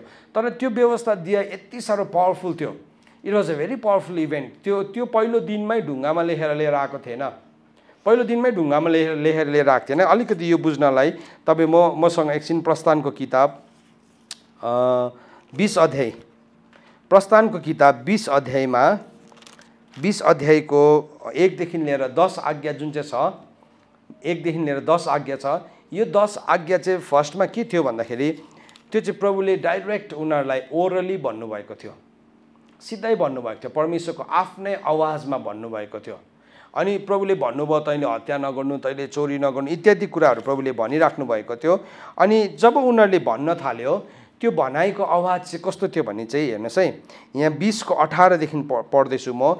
अनि जब सारा मानिसहरूले गर्जन, बिजुली र किसको आवाज अरे? तुरहीको आवाज सुन्यो भन्दैछ। तुरहीको आवाज सुन्यो। परमेश्वरको काममा चाहिँ नि हरेकपल्ट प्रभु बोल्नु हुँदाखेरि चाहिँ तुरही नै बोलेको छ। बिहान पनि मैले तपाईँलाई देखाउँदै थिएँ, प्रकाशको किताब 1 को 10 मा अनि प्रकाशको किताब 4 को 1 मा को बोलेको छ, यूहन्नासँग तुरही बोलेको छ। सो यहाँ पनि जब व्यवस्था आयो, ल आयो, यहाँ बाइबलले भन्दछ, अनि जब सारा मानिसहरूले गर्जन, बिजुली र तुरहीको आवाज सुने र पर्वतबाट धुवाँ उठिरहेको देखे, तब तिनीहरू थरथर काँपे र टाढै उभिरहे।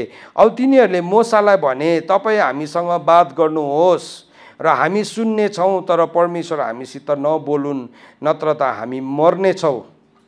अनि मूसाले मानिसहरूलाई भने, नडराऊ, किनकि परमेश्वर तिमीहरूलाई जाँच्नलाई उहाँको भय तिमीहरूको सामु रहोस् र तिमीहरूले पाप नगर्यो भनी आउनुभएको छ। औ मानिसहरू टाढै उभिरहे। औ परमेश्वर हुनुभएको त्यो बाक्लो बादलमा उहाँको नजिक मूसा गए। सो के हुँदैछ, पहिलो सभाउतमा परमेश्वर आफै बोल्नु भएको थियो इजरायलीहरूसँग, डाइरेक्ट बोल्नु भएको थियो। ढुङ्गाको पार्टीमा आएको थिएन, ढुङ्गाको पार्टीमा व्यवस्था आएको थिएन। प्रभु सिधै बोल्नु भएको थियो, मध्यस्थै थिएन बिचमा, मूसाको आवश्यकतै थिएन, मूसाको आवश्यकता थिएन। प्रभुले आफ्नै मुखबाट बोल्नुभयो व्यवस्था। तर त्यो व्यवस्थालाई उहाँले बोल्दै गर्दाखेरि चाहिँ त्यहाँ चाहिँ के रहेछ, त्यहाँ गर्जन रहेछ, त्यहाँ बिजुली रहेछ, त्यहाँ तुरहीको आवाज रहेछ। त्यो आवाजलाई देखेर के भयो, त्यो सिनेको फेदमा सबैजना डरले काँप्नु थाल्यो। उनीहरूले भने, ओहो, हामी परमेश्वरको आवाजलाई सुन्न सक्दैनौँ। प्रभुले पनि जब आइकन नि प्रभुको कुराहरू बताउन थाल्नुभयो, यूहन्नाको किताब 6 अध्यायमा भनेको छ, मानिसहरूले, अरू मानिसहरूले भनेको छ, यिनको कुरा कठोर छ, यो कुरालाई कसले पालन गर्न सक्छ र त्यही कुरै भन्यो मान्छेहरूले। फेरि जब समयको अन्तमा, जब एपोइन्टेड टाइममा यीशु ख्रीष्ट आउनुभयो, तब पनि मान्छेले त्यही भन्यो, उनीहरूले त्यही भन्यो, ओहो, हामी यो मान्छेको कुरा कहाँ सर्न सक्छौँ र। अनि के भयो, त्यति बेला उनीहरूले एउटा मध्यस्थ राख्यो, उनीहरूले मध्यस्थ राख्यो। अनि त्यो मध्यस्थ चाहिँ को भयो, मूसा भयो, मूसा भयो। अनि के भयो, मान्छेले भन्यो, त्यहाँदेखि के भयो, हामीले त्यो कुराहरूलाई अब तपाईँले जे भन्नुहुन्छ हामी त्यसलाई पालन गर्छौँ। तर तिनीहरूले पालन गर्नु सकेन भनिकन हिब्रूको किताब 8 अध्यायको 9 अनि 10 पदमा लेखेको छ। तपाईँले मसँग खोल्नुहोस्, हिब्रूको किताब 8 अध्यायको 9 अनि 10 पदमा यसो भनेर लेखेको छ। 8 देखि नै पढ्छु। किनभने तिनीहरूमाथि दोष लगाएर उहाँ भन्नुहुन्छ, हेर ती दिन आउँछ, परमप्रभु भन्नुहुन्छ कि इजरायलको वंश र यहुदाको वंशसँग म नयाँ करार बाँध्नेछु, तिनीहरूका पिता पुर्खाहरूसँग बाँधेको करार बमोजिम त होइन, जुन दिन मैले तिनीहरूलाई मिस्रबाट निकालेर डोर्याउनलाई तिनीहरूको हात समाथे, किनकि तिनीहरू मेरो करारमा रहिरहेन, औ मैले तिनीहरूको केही ख्याल नै गरिनँ। किनभने जुन करार इजरायलको वंशसँग म बाँध्नेछु सो यही हो ती दिनपछि परमप्रभु भन्नुहुन्छ तिनीहरूको मनैमा म मेरो व्यवस्थाहरू राखिदिनेछु र तिनीहरूका हृदयमा पनि म लेखिदिनेछु औ म तिनीहरूका परमेश्वर हुनेछु र तिनीहरू चाहिँ मेरो प्रजा हुनेछन्। सो प्रभुले के भन्नुभयो, मैले जुन चाहिँ फर्स्ट कभनेन्ट लिएर आएको थिएँ, पहिलो करार, त्यो करारमा उनीहरू के गर्न सकेन, उनीहरू रहन सकेन। उनीहरू त्यो करारमा रहन सकेन, तर के भयो, उनीहरू विद्रोही भए, बागी भए। सो त्यो करारमा जब आए उनीहरूले के भने, हामी सुन्नु सक्दैन, यो आवाजलाई सुन्नु सक्दैनौँ, त्यसले गर्दाखेरि के गर्नुहोस्, मोसा तपाईँ जानुहोस्, तपाईँले प्रभुकोबाट सुन्नुहोस् अनि प्रभुकोबाट सुनेको कुरा चाहिँ हामीलाई भनिदिनुहोस्। सो जब मोसाले गएर प्रभुकोबाट सुनेर भन्थे नि, उनीहरूलाई कस्तो लाग्थ्यो, यो मोसाले हामीलाई दोष मात्रै लगाइरहन्छ। अनि त्यो सेवकाईको नाम नै के भएको छ, दोस्रो कोरिन्थी 3 अध्यायमा दोष लाउने सेवकाई भनेको छ। यदि दोष लाउने सेवकाई महिमित थियो भने निर्दोष गराउने सेवकाई झन् कति शक्तिशाली छ भनिकन बताएको छ। त्यहाँदेखि के भयो, मोसाले त्यो कुरालाई चाहिँ ढुङ्गाको पार्टीमा लिएर आयो। ढुङ्गाको पार्टीमा, किनभने उनीहरूको हृदय कस्तो थियो, ढुङ्गा जस्तै कडा भएको थियो। अनि ढुङ्गाको पार्टीमा लेखेर लिएर आयो। पहिलो पार्टी त फुटायो, फेरि दोस्रो पार्टी फेरि लेख्यो, त्यो लिएर आयो। अनि एभ्री टाइम त्यो व्यवस्थालाई पढ्दै गर्दाखेरि त्यो व्यवस्था चाहिँ के भयो, उनीहरूको लागि दोष लाउने व्यवस्था जस्तो लाग्यो है। तैँले चोरी नगर भन्दाखेरि त चोरलाई दोष लागिहाल्यो नि। तैँले व्यभिचार नगर भन्दाखेरि चाहिँ व्यभिचारीलाई दोष लागिहाल्यो। तैँले हत्या नगर भन्दाखेरि हत्यारालाई दोष लागिहाल्यो। त्यसले गर्दाखेरि त बाइबलमा भनेको छ अन्तको दिनमा चाहिँ के हुन्छ, ललेसनेस आउँछ, व्यवस्थाहीनता आउँछ, व्यवस्थालाई हटाउँछ। तर त्यो कुरालाई नि, उनीहरूको त्यो कुरालाई पनि प्रभुले वास्ता गर्नु भएन अरे। किन भन्दाखेरि चाहिँ, किनभने प्रभु यीशु ख्रीष्टले जुन करारलाई लिएर आउनुभयो न्यू कभनेन्टमा, त्यो चाहिँ सबाउतको दिनमा, त्यही पेन्टिकोस्टको दिनमा आएको थियो। तर पेन्टिकोस्टमा आएको करारमा चाहिँ के भिन्नता थियो भन्दाखेरि चाहिँ, यो करार चाहिँ नयाँ करार र पुरानो करारमा के चाहिँ भिन्नता थियो, वाट वाज द डिफ्रेन्स। किनभने बाइबलमा भनेको छ पुरानो करार त के गर्दैछ, अब त्यो त बितेर जाँदैछ। पुरानो करार त के हुँदैछ, त्यो त पास हुँदैछ, त्यो मेटेर जाँदैछ है। त्यो चाहिँ के हुँदैछ, ओल्डर चाहिँ मेटेर जाँदैछ। त्यसकै माथि हामीले गएर पढ्यो भने के भनेको छ, त्यो पुरानो बितेर जाँदैछ भनेको छ। सो नयाँ करार चाहिँ के थियो भन्दाखेरि चाहिँ बाइबलले भनेको छ, रोमीको किताब 8 अध्यायको 6 अनि 7 पदमा लेखेको छ। रोमी होइन, हिब्रूको किताब, यो पनि हामी हेर्छौँ, यो पनि अब हामीले अहिले अध्ययन गर्दैछौँ, यसलाई पनि हेर्छौँ। हिब्रूको किताब 8 अध्यायको 6 अनि 7 पदमा के लेखेको छ, तर अब उहाँले त्यतिमै बढ्ता श्रेष्ठ सेवा पाउनु भएको छ जतिको उहाँ झन् उत्तम करारको मध्यस्थ हुनुहुन्छ। सो यो नयाँ करारलाई उत्तम करार पनि भनेको छ। अनि भनेको छ जो करार अझै उत्तम प्रतिज्ञाहरूमा बाँधिएको छ, किनभने पहिलो करार निर्दोष भएको भए त दोस्रोको निम्ति अवसरै खोज्नु पर्ने थिएन, किनभने तिनीहरूमाथि दोष लगाएर उहाँ भन्नुहुन्छ। सो बाइबलले भन्दैछ जुन चाहिँ फर्स्ट कभनेन्ट थियो, त्यो पहिलो करार चाहिँ कस्तो थियो अरे भन्दाखेरि चाहिँ, त्यो पहिलो करार निर्दोष थिएन, किनभने पहिलो करार चाहिँ दोष मात्रै लगाइरहेको थियो। तर बाइबलले भन्दैछ जुन चाहिँ नयाँ करार आयो, 6 पदमा भन्दैछ, त्यो नयाँ करार चाहिँ किन श्रेष्ठ भयो भन्दाखेरि चाहिँ, किनभने त्यो चाहिँ उत्तम प्रतिज्ञाहरूमा बाँधिएको छ। सो उत्तम प्रतिज्ञा चाहिँ के हो त, वाट इज द्याट के भन्नु, द्याट बेटर प्रोमिसेस चाहिँ, what are those better promises. अनि त्यो बेटर प्रोमिसेसको प्रोफेसी चाहिँ इजिकेलको किताब 36 अध्यायको 26 र 27 पदमा लेखेको छ। यो पनि तपाईँले खोल्नुहोस् मसँग, त्यसलाई पनि हामी हेरौँ। यसलाई यहाँ जोड्दैछौँ है हामी, यो कुरालाई बुझ्नुपर्छ। होइन भने चाहिँ तपाईँलाई कतिजनाले यो भर्स देखाइदिन्छ अनि तपाईँ के हुन्छ, तपाईँले कुरै नबुझेको कारणले गर्दाखेरि यो त गलत हो भन्नेमा पुगिहाल्छ। हामीले चाहिँ कम्प्लिट ट्रुथमा हामी अगुवाई हुनुपर्छ। बाइबलमा लेखेको छ पवित्र आत्माले मात्रै मानिसलाई सम्पूर्ण सत्यतामा डोर्याउन सक्छ। कुनै किताबले, कुनै लेखले, कुनै अध्ययनले डोर्याउन सक्दैन, केवल पवित्र आत्माले डोर्याउन सक्नुहुन्छ। अब इजिकेलको किताब 36 अध्यायको 25, 26 अनि 27 पदलाई म पढ्छु। त्यो चाहिँ के थियो भन्दाखेरि चाहिँ, त्यो चाहिँ इजिकेल अगमवक्ताले चाहिँ नयाँ करारको प्रोफेसी थियो। त्यो चाहिँ that was the prophecy of the new covenant जो चाहिँ पेन्टिकोस्टको दिनमा पुरा भयो। अब पहिलो चाहिँ के भएको थियो, पहिलोपल्ट जब व्यवस्था आयो उनीहरूले भन्यो ओहो हामी सुन्न सक्दैनौँ त्यसले गर्दाखेरि हामीलाई नबताउनुहोस् भने है, बरुभन्दा मोसाले मध्यस्थ गरोस्। तर जब न्यू कभनेन्ट आयो, न्यू कभनेन्ट चाहिँ बाइबलले भन्दछ त्यो चाहिँ उत्तम करारहरूमा के छ, आधारित छ। अनि त्यसलाई चाहिँ यसरी लेखेको छ हेर्नुहोस् है, 25 पदमा म तिमीहरूमाथि शुद्ध पानी छर्किदिनेछु र तिमीहरूलाई अशुद्ध पार्ने सबै कुराहरूदेखि तिमीहरू शुद्ध हुनेछौ। सो बाइबलले भन्छ इफिसीको किताब 5 अध्यायको 25 अनि 26 पदले यीशु ख्रीष्टले के गर्नुभयो, वचन र पानीद्वारा मण्डलीलाई धोइकन के बनाउनु भयो, बिना दागको, बिना खोटको, बिना चौरीको, प्रतापी, निर्दोष अनि पवित्र बनाउनु भयो। सो चर्चलाई प्रभुले त्यो बनाउनु भएको छ। सो त्यो प्रोफेसी इफिसीको किताब 5 अध्यायको 25 अनि 26मा फुलफिल भएको छ। तर त्यसलाई अझै हामी हेर्छौँ, शुद्ध पानी छर्किदिनेछु र तिमीलाई अशुद्ध पार्ने सबै कुराहरूदेखि तिमीहरू शुद्ध हुनेछौ। म तिमीहरूलाई तिमीहरूको सबै मूर्तिहरूको अशुद्धिबाट शुद्ध तुल्याउनेछु।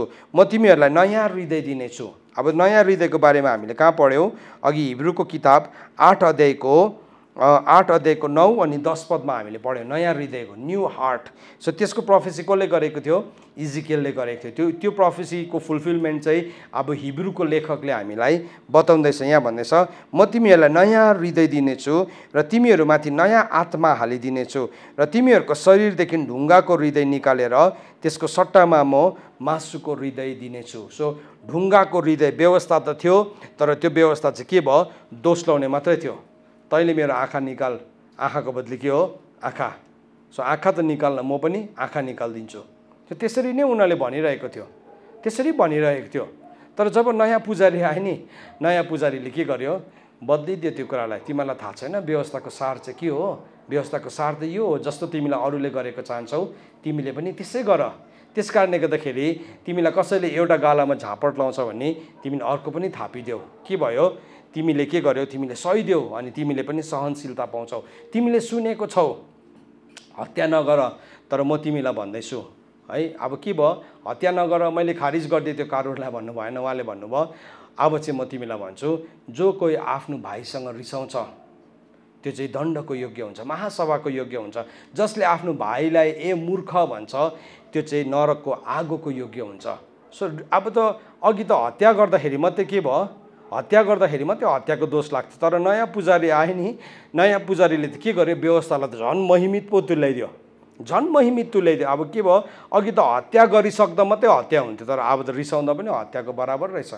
सो के भयो, तर त्यो कुरालाई चाहिँ कसरी प्रतिपालन गर्न सक्छ भन्दाखेरि चाहिँ त्यो चाहिँ त्यति बेला मात्र प्रतिपालन गर्न सक्दो रहेछ जब हाम्रो यहाँ हृदयमा चाहिँ यो हृदयमा चाहिँ ढुङ्गाको हृदय होइन, तर यहाँभित्र चाहिँ के छ, रगत र मासुको हृदय छ। म मेरो आत्मा तिमीहरूमा हालिदिनेछु, I will pour out my spirit. हेर्नुहोस् त, त्यही दिनमा, सवायतको दिनमा, 50th डेमा के भनेको छ बाइबलमा, जब पेन्तिकोसको दिन आयो। प्रेरितको किताब 2 अध्यायको 1 पदमा के भनेर लेखेको छ, जब पेन्तिकोसको दिन आयो के भयो, पेन्तिकोसको दिन आउने बित्तिकै सबैजना चेलाहरू चाहिँ पवित्र आत्माले they were filled with the holy spirit. So के भयो, हामी के देख्दैछौँ, फिस्टको दिनमा उनीहरू के भयो, पवित्र आत्माले भरियो। अनि यो वचन प्रोफेसी पुरा भयो, म मेरो आत्मा तिमीहरूमा हालिदिनेछु र तिमीहरूलाई मेरो नियमहरू पालन गर्ने र मेरो व्यवस्था मान्ने र तिनैद्वारा तिमीहरू जीवित रहने तुल्याउने छु। सो प्रभुले के भन्नुभयो, तिमीहरूले मेरो नियमलाई पालन गर्छौ, मेरो व्यवस्थालाई मान्छौ अनि तिनैद्वारा नै तिमी के हुन्छौ, तिमी जिउँछौ भन्नुभयो। सो जब प्रभु यीशु ख्रीष्ट नि नयाँ पुजारी आउनुभयो नि, नयाँ पुजारीले के गर्यो, थुप्रो कुरालाई फेरबदल गर्यो। तपाईँले मत्तीको किताब 5 अध्यायको तपाईँले 21 देखि लिएर 6 अध्यायसम्म जब पढ्नुहुन्छ कम्प्लिटली 9वटा ललाई प्रभुले के गर्नुभयो, चेन्ज गर्नुभयो, त्यसलाई ग्लोरियस बनाउनु भयो। प्रभुले भन्नु अघि सुनेका थियौ व्यभिचार नगर, तर म तिमीहरूलाई भन्छु तिमीले अब कुनै पनि स्त्रीलाई काम बास्नको नजरले हेर्छौ, तिमीले अलरेडी तिम्रो हृदयभित्र व्यभिचार गरिसकेको छौ। यस कारणले गर्दाखेरि तिम्रो आँखाले तिमीलाई बाधा दिन्छ भने बरु भन्दा तिमीले आँखा नै उखालेर के गरिदेऊ, फालिदेऊ। तिमी दुईटै आँखा लिएर नरकुण्डमा जानुभन्दा तिमी एउटा आँखा लिएर स्वर्गमा जानु असल हो। सो प्रभुले के गर्नुभयो, नयाँ पुजारी आए नि, नयाँ पुजारीले त व्यवस्थालाई त कमजोर बनाएन पो रहेछ। नयाँ पुजारीले त के गर्यो, व्यवस्थालाई त झन् स्ट्रेन्थन गर्यो।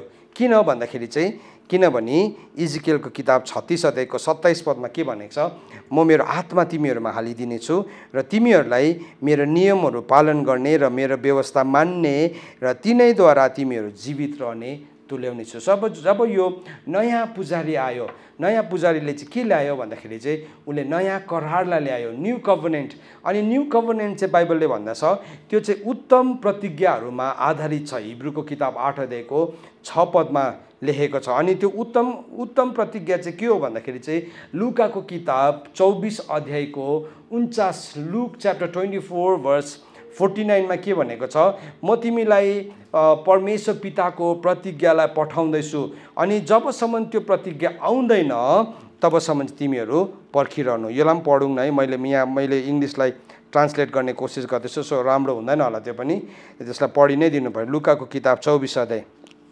लुकाको किताब 24 अध्यायको 49, लुक च्याप्टर 24 वर्स 49। सो यहाँ प्रभुले के भन्नुभएको छ, यसरी भन्नुभयो, अब हेर मेरो पिताको प्रतिज्ञा। अब नयाँ करार चाहिँ के भन्दैछ, उत्तम प्रतिज्ञाहरूमा आधारित छ। अनि यीशु ख्रीष्टले आफ्नो चेलाहरूलाई भन्दै हुनुहुन्छ, अब हेर मेरो पिताको प्रतिज्ञा तिमी कहाँ पठाउँछु, तर माथिबाट शक्ति नपाउन्जेल तिमीहरू यही सहरमा पर्खिरहौ। अब न्यू कभनेन्ट आयो नि। न्यू कभनेन्ट त के थियो, झन् अघिको पुरानो करार भन्दाखेरि पनि अझै बेसी पो थियो। अन्त प्रभुले के भन्नुभयो चेलाहरूलाई, मत्तीको किताब 5 अध्यायको 20 अनि 21 पदमा भन्नुभयो, तिमीहरूको धार्मिकता चाहिँ यदि यो फरिसी अनि शास्त्रीहरूको भन्दाखेरि बेसी भएन भने चाहिँ तिमीले कुनै किसिमले पनि स्वर्गको राज्यमा पस्नु पाउँदैनौ। त्यसै लेखेको छ है, हेर्नुहोस् है, मैले बनाएर भनेको होइन, हेर्नुहोस् तपाईँको बाइबलमा प्रभुले भन्नुभयो तिमीहरूको धार्मिकता चाहिँ फरिसी शास्त्रीको भन्दा बेसी भएन भने चाहिँ तिमीहरूले परमेश्वरको राज्यभित्र पस्न पाउँदैनौ। अनि त्यसको बादमा त्यो धार्मिकतालाई उहाँले एक्सप्लेन गर्नुभयो। अब यीशु ख्रीष्टले जुन स्ट्यान्डर्डलाई लिएर आउनु भएको थियो त्यो स्ट्यान्डर्डलाई चाहिँ यदि मैले मेरो शरीरको कोसिसमा गर्नु हो भने त अगाडिको जो त्योभन्दा अझै हल्का थियो त्यसमा त फेल भइरहेको थियो भने त अब यसमा त झन् असम्भव। तर प्रभुले के भन्नुभयो, तर जब पवित्र आत्मा तिमीहरूमा आउनुहुन्छ, यस्तो शक्तिशाली हेर्नुहोस् त, जब पवित्र आत्मा तिमीमा आउनुहुन्छ तब तिमीले के पाउँछौ, शक्ति पाउँछौ। के कुराको शक्ति, कसको लागि शक्ति, मेरो गवाही हुनलाई, मेरो जुन चाहिँ मेरो व्यवस्थाको तिमी के हुन्छौ, you will be the witness of my covenant. तिमी चाहिँ मेरो करारको के हुन्छौ, तिमी गवाही हुन्छौ। अनि तिमी गवाही यति साह्रो शक्तिशाली गवाही हुन्छौ, तिमी त्यसको लागि मर्नु पर्दाखेरि पनि तिमी डराउँदैनौ। You will not fear. अन्त त प्रभुले भन्नुभयो you will be my witnesses. त्यसलाई मार्तोस भनेको छ। मार्तोस भनेको चाहिँ शहीद हुनु, शहीद हुनु अथवा प्रभुको वचनको लागि शहीद हुन पनि त्यो मान्छे डराउँदैन। किनभने उसले उत्तम प्रतिज्ञालाई पाएको छ। अनि प्रभुले भन्नुभयो चेलाहरूलाई तिमीहरू पर्खिरहौ। प्रेरित 1:4 पनि त्यो कुरालाई लेखेको छ। तपाईँले भन्नुहुन्छ होला यो त चान्स हो नि, मिलाएर भनेको भन्छ है, तर होइन।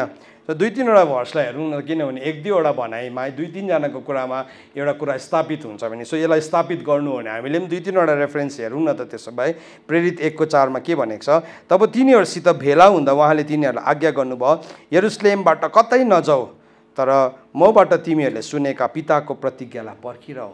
सो के भन्यो, नयाँ करार चाहिँ हिब्रूको किताब 8 अध्यायको 6 पद अनुसार चाहिँ उत्तम प्रतिज्ञाहरूमा के थियो, आधारित थियो। सो प्रभुले भन्दै हुनुहुन्छ तिमी यरुसलेमबाट कतै नजाऊ, तर मबाट तिमीहरूले सुनेका पिताको प्रतिज्ञालाई पर्खिरहौ। फेरि त्यही कुरालाई प्रेरित 2:39 2 वर्स 39 पनि भनेको छ, किनकि प्रतिज्ञा तिमीहरूका निम्ति र तिमीहरूका सन्तानको निम्ति र टाढा टाढामा रहेको सबैको निम्ति हो, जसलाई परमप्रभु हाम्रो परमेश्वरले आह्वान दिनुहुन्छ। सो यहाँ बाइबलमा के भन्दैछ, जब उनीहरू पवित्र आत्माले भरे नि, पत्रुसले उठिकन के एक्सप्लेन गर्न थाल्यो, ललाई एक्सप्लेन गर्न थाल्यो। उसले व्यवस्थालाई एक्सप्लेन गर्न थाल्यो। तिमीहरूलाई थाहा छैन दाउदले भनेको कुराहरू, तिमीहरूलाई थाहा छैन व्यवस्थाले भनेको कुराहरू। उनीहरू छक्कै पर्यो, अरे यो मान्छेहरू को हो, यिनीहरू त पठित होइन त, यिनीहरू त पढेको होइन, यिनीहरू त माछावालाहरू हो, यिनीहरू त केही पनि स्कुलको यिनीहरूले क पनि नदेखेको मानिसहरू हो, यिनीहरूको लागि कालो अक्षर भैँसी बराबर, अब हाम्रो भाषामा भन्नुहुन्छ। तर उसले के गर्न थाल्यो, उसले उभिएर नि परमेश्वरको ललाई एक्सप्लेन गर्न थाल्यो। कसरी सुरु भयो भन्नुहोस् त, किनभने परमेश्वर पिताको प्रतिज्ञा, किनभने नयाँ करार चाहिँ उत्तम प्रतिज्ञाहरूमाथि आधारित छ। है। पुरानो करार खारिज भयो भन्छ मान्छेले, ओके माने मैले, तर प्रभुले के लिएर आउनुभयो? नयाँ करार। नयाँ करार त के थियो? झन् शक्तिशाली छ, झन् पावरफुल छ। अनि प्रभुले पुरानो करारलाई अदल बदल गर्नु, ओके मैले माने, तर नयाँ जुन चाहिँ प्रभुले ल लिएर आउनुभयो त्यो त झन् पावरफुल, त्यो झन् बेसी डिमान्डिङ छ, त्यसको माग झन् ठुलो छ, जो चाहिँ मैले मेरो शरीरमा, मेरो बुद्धिमा, मेरो ज्ञानमा म कहिले पनि हासिल गर्न सक्दिनँ। तर के भयो अब? त्यो कुरालाई चाहिँ प्रेरित 1:4, लुका 24:39, प्रेरित 3:2:39 अनि प्रेरित 1:8। लुका 24:39 भने पठाएछु मैले। 49 यो वचन अनुसार चाहिँ त्यो चाहिँ के? It is that is enacted on a better covenant. So हामी के देख्दैछौँ? यो अब सबायोत, यो जब 4th फिस्ट आयो, चौथो चाड आयो, चौथो चाड चाहिँ के हो? साताहरूको चाड हो, सबायोत हो। सो यो चाडमा चाहिँ के भयो? अब पवित्र आत्मा आउनुभयो, पवित्र आत्मा आउनुभयो। अनि जब पवित्र आत्मा आयो, उनीहरू पवित्र आत्माले भरिए, पवित्र आत्माले भरे। बाइबलले भन्छ स्टेफन यति साह्रो अनोइन्टिङको साथमा बोल्थ्यो, स्टेफनको कुरालाई कसैले काट्नै सक्दैन थियो, कसैले काट्नै सक्दैन थियो। मान्छे दारा किटिन्जेलसम्म हुन्थ्यो, आफ्नो आफ्नो मेनिफेस्टेसन भयो। पत्रुसले बोल्दाखेरि के हुन थाल्यो? मेनिफेस्टेसन। पत्रुसले बोल्दाखेरि हजारौँ मानिस चर्चमा भरिनु थाल्यो। स्टेफनले बोल्थ्यो, सबैले दारा किट्थ्यो है, विभिन्न मेनिफेस्टेसन हुन थाल्यो। स्टेफनलाई मन नै पराएन, मान्छेले ढुङ्गाले हिर्काएर मार्यो। तर के भयो? ऊ के भयो? प्रथम फललाई उसले के गर्यो? उसले पालन गर्यो, उसले फलो गर्यो। प्रथम फल को हुनुहुन्छ? यीशु ख्रीष्ट हुनुहुन्छ। अब दोस्रो प्रथम फलमा को आइकन उभियो? स्टेफन उभियो। स्टेफन उभियो अनि उसले अब केलाई पर्खिरहेको छ? स्टेफनले त्यो बेटर रेजरेक्सनलाई, त्यो उत्तम पुनरुत्थानलाई पर्खिरहेको छ। अघि परमेश्वरको वचन 1 कोरिन्थी 15:20 देखि लिएर 22 यीशु ख्रीष्टको आगमनमा त्यो प्रथम फलको किसिम भएर उठ्नेमा पहिलो व्यक्ति स्टेफन हुन्छ।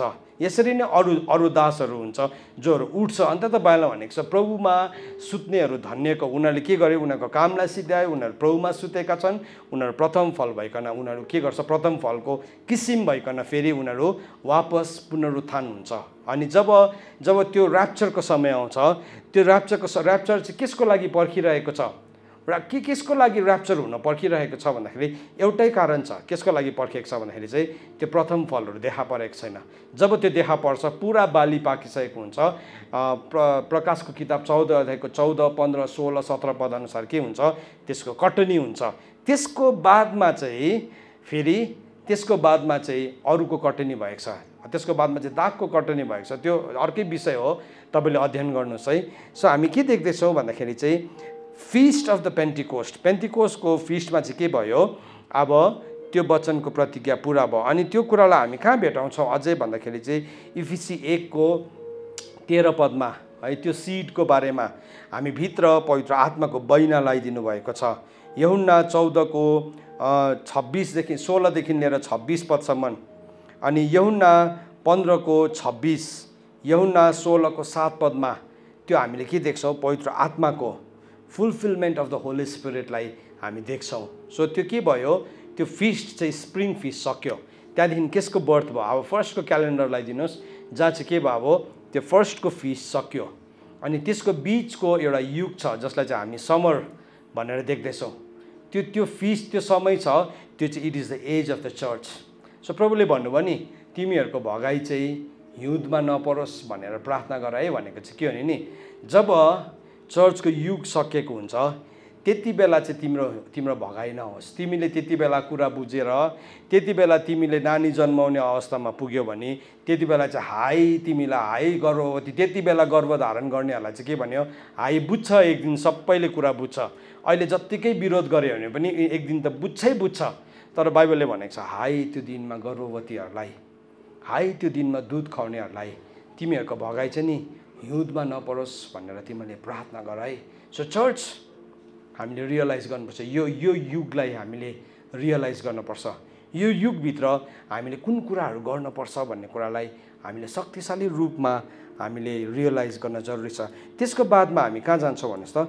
त्यसको बादमा हामी फिस्ट अफ द ट्रम्पेटमा, तुरहीको चाडमा हामी जान्छौँ। सो त्यो चाहिँ के हो? अब द्याट इज एनदर फिस्ट हो, त्यो अर्को फिस्ट हो। हामी त्यो फिस्टको स्लाइडलाई पनि यहाँ हेर्छौँ।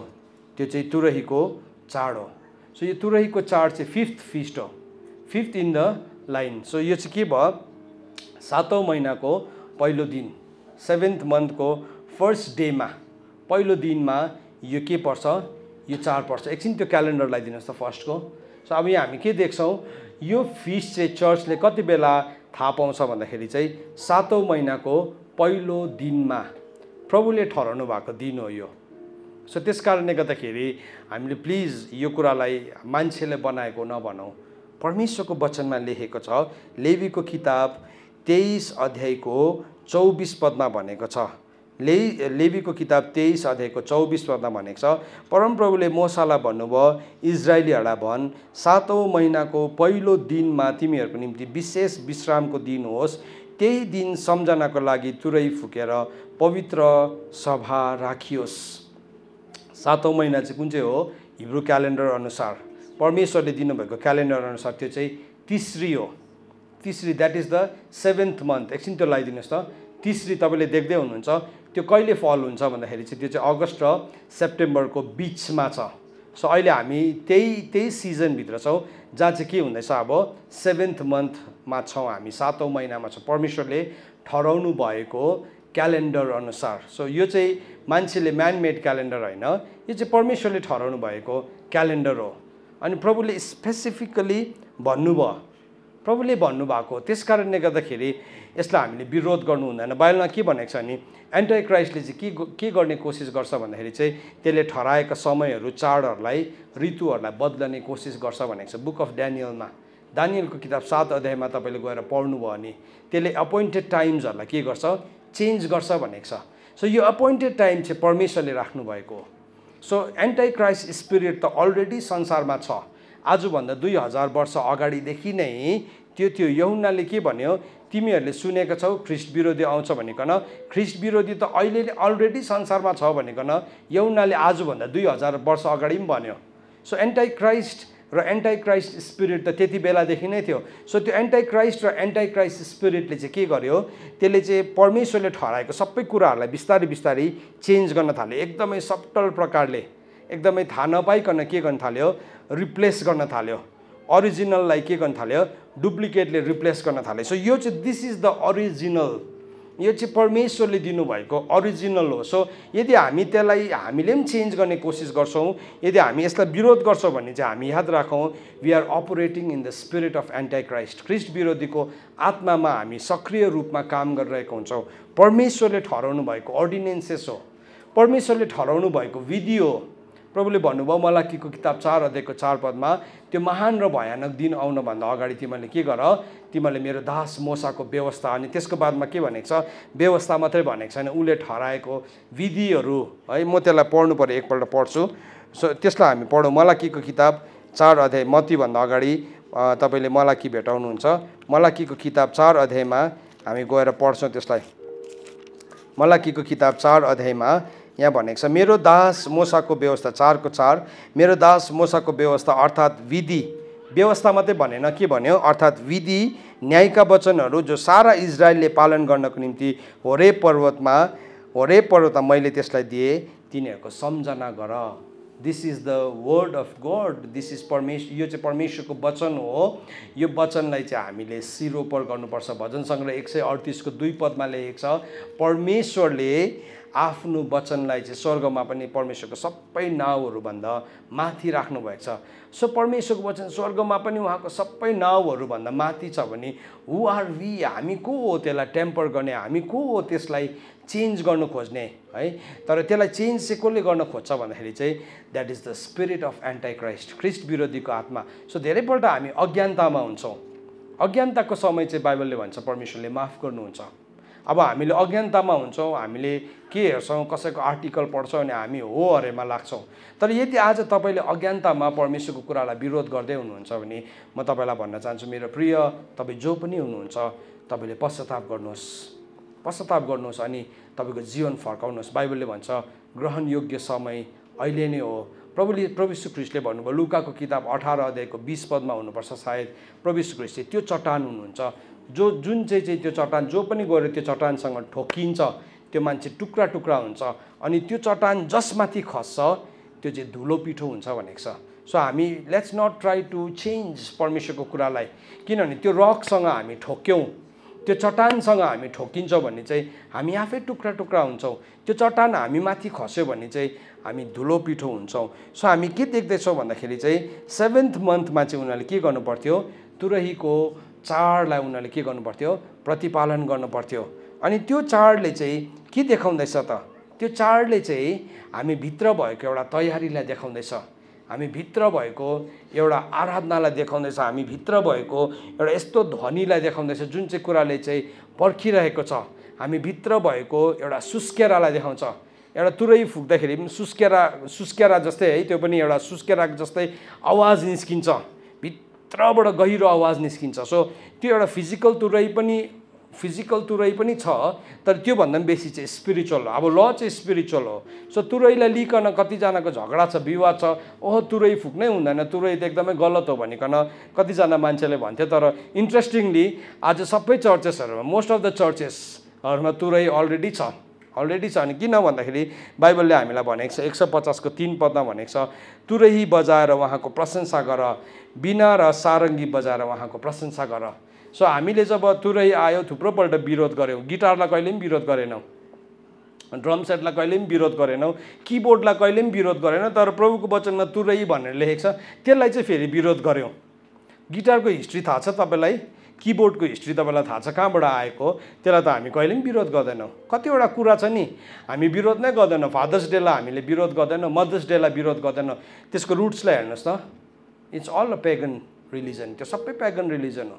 तर मतलब इभन म्युजिकल इन्स्ट्रुमेन्टमा पनि जब तुरै आउँछ त्यसलाई मान्छेले विरोध गर्छ। तर बाइबलले चाहिँ के भनेको छ भन्दाखेरि चाहिँ हामीले तुरहीको साथमा भजन सङ्ग्रह 150 को 3 पदमा भनेको छ, तुरही बजाएर उहाँको प्रशंसा गर, तुरही बजाइकन उहाँको प्रशंसा गर्नु भनेर परमेश्वरको वचनमा लेखेको छ। भजन सङ्ग्रह 98 को 6 पदमा।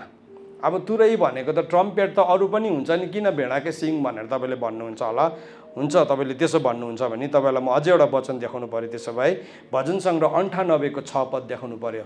त्यहाँ यसो भनेर लेखेको छ, तुरही र भेडाको सिङले परमप्रभु महाराजाको सामने आनन्दको उद्घोषणा गर भनेर लेखेको छ है। अब यहाँ सफासँगले लेखेको छ यो वचन, यो हामीले हिजोस्ति लेखेको होइन, यो परमेश्वरको वचन हो, कहिले पनि चेन्ज हुँदैन, कसले पनि चेन्ज गर्न सक्दैन। सफासँगले लेखेको छ, तुरही र भेडाको सिङले परमप्रभु महाराजाको सामुने आनन्दको उद्घोषणा गर। भजन सङ्ग्रह 47 को 5 पदमा लेखेको छ, परमेश्वर आनन्दको ध्वनि साथ माथि उक्लनु भएको छ, परमप्रभु तुरहीको आवाजसित जानुभएको छ। सो प्रभु उक्लनु हुँदाखेरि पनि आनन्दको ध्वनिसँग, तुरहीको आवाजसँग जानुभएको रहेछ।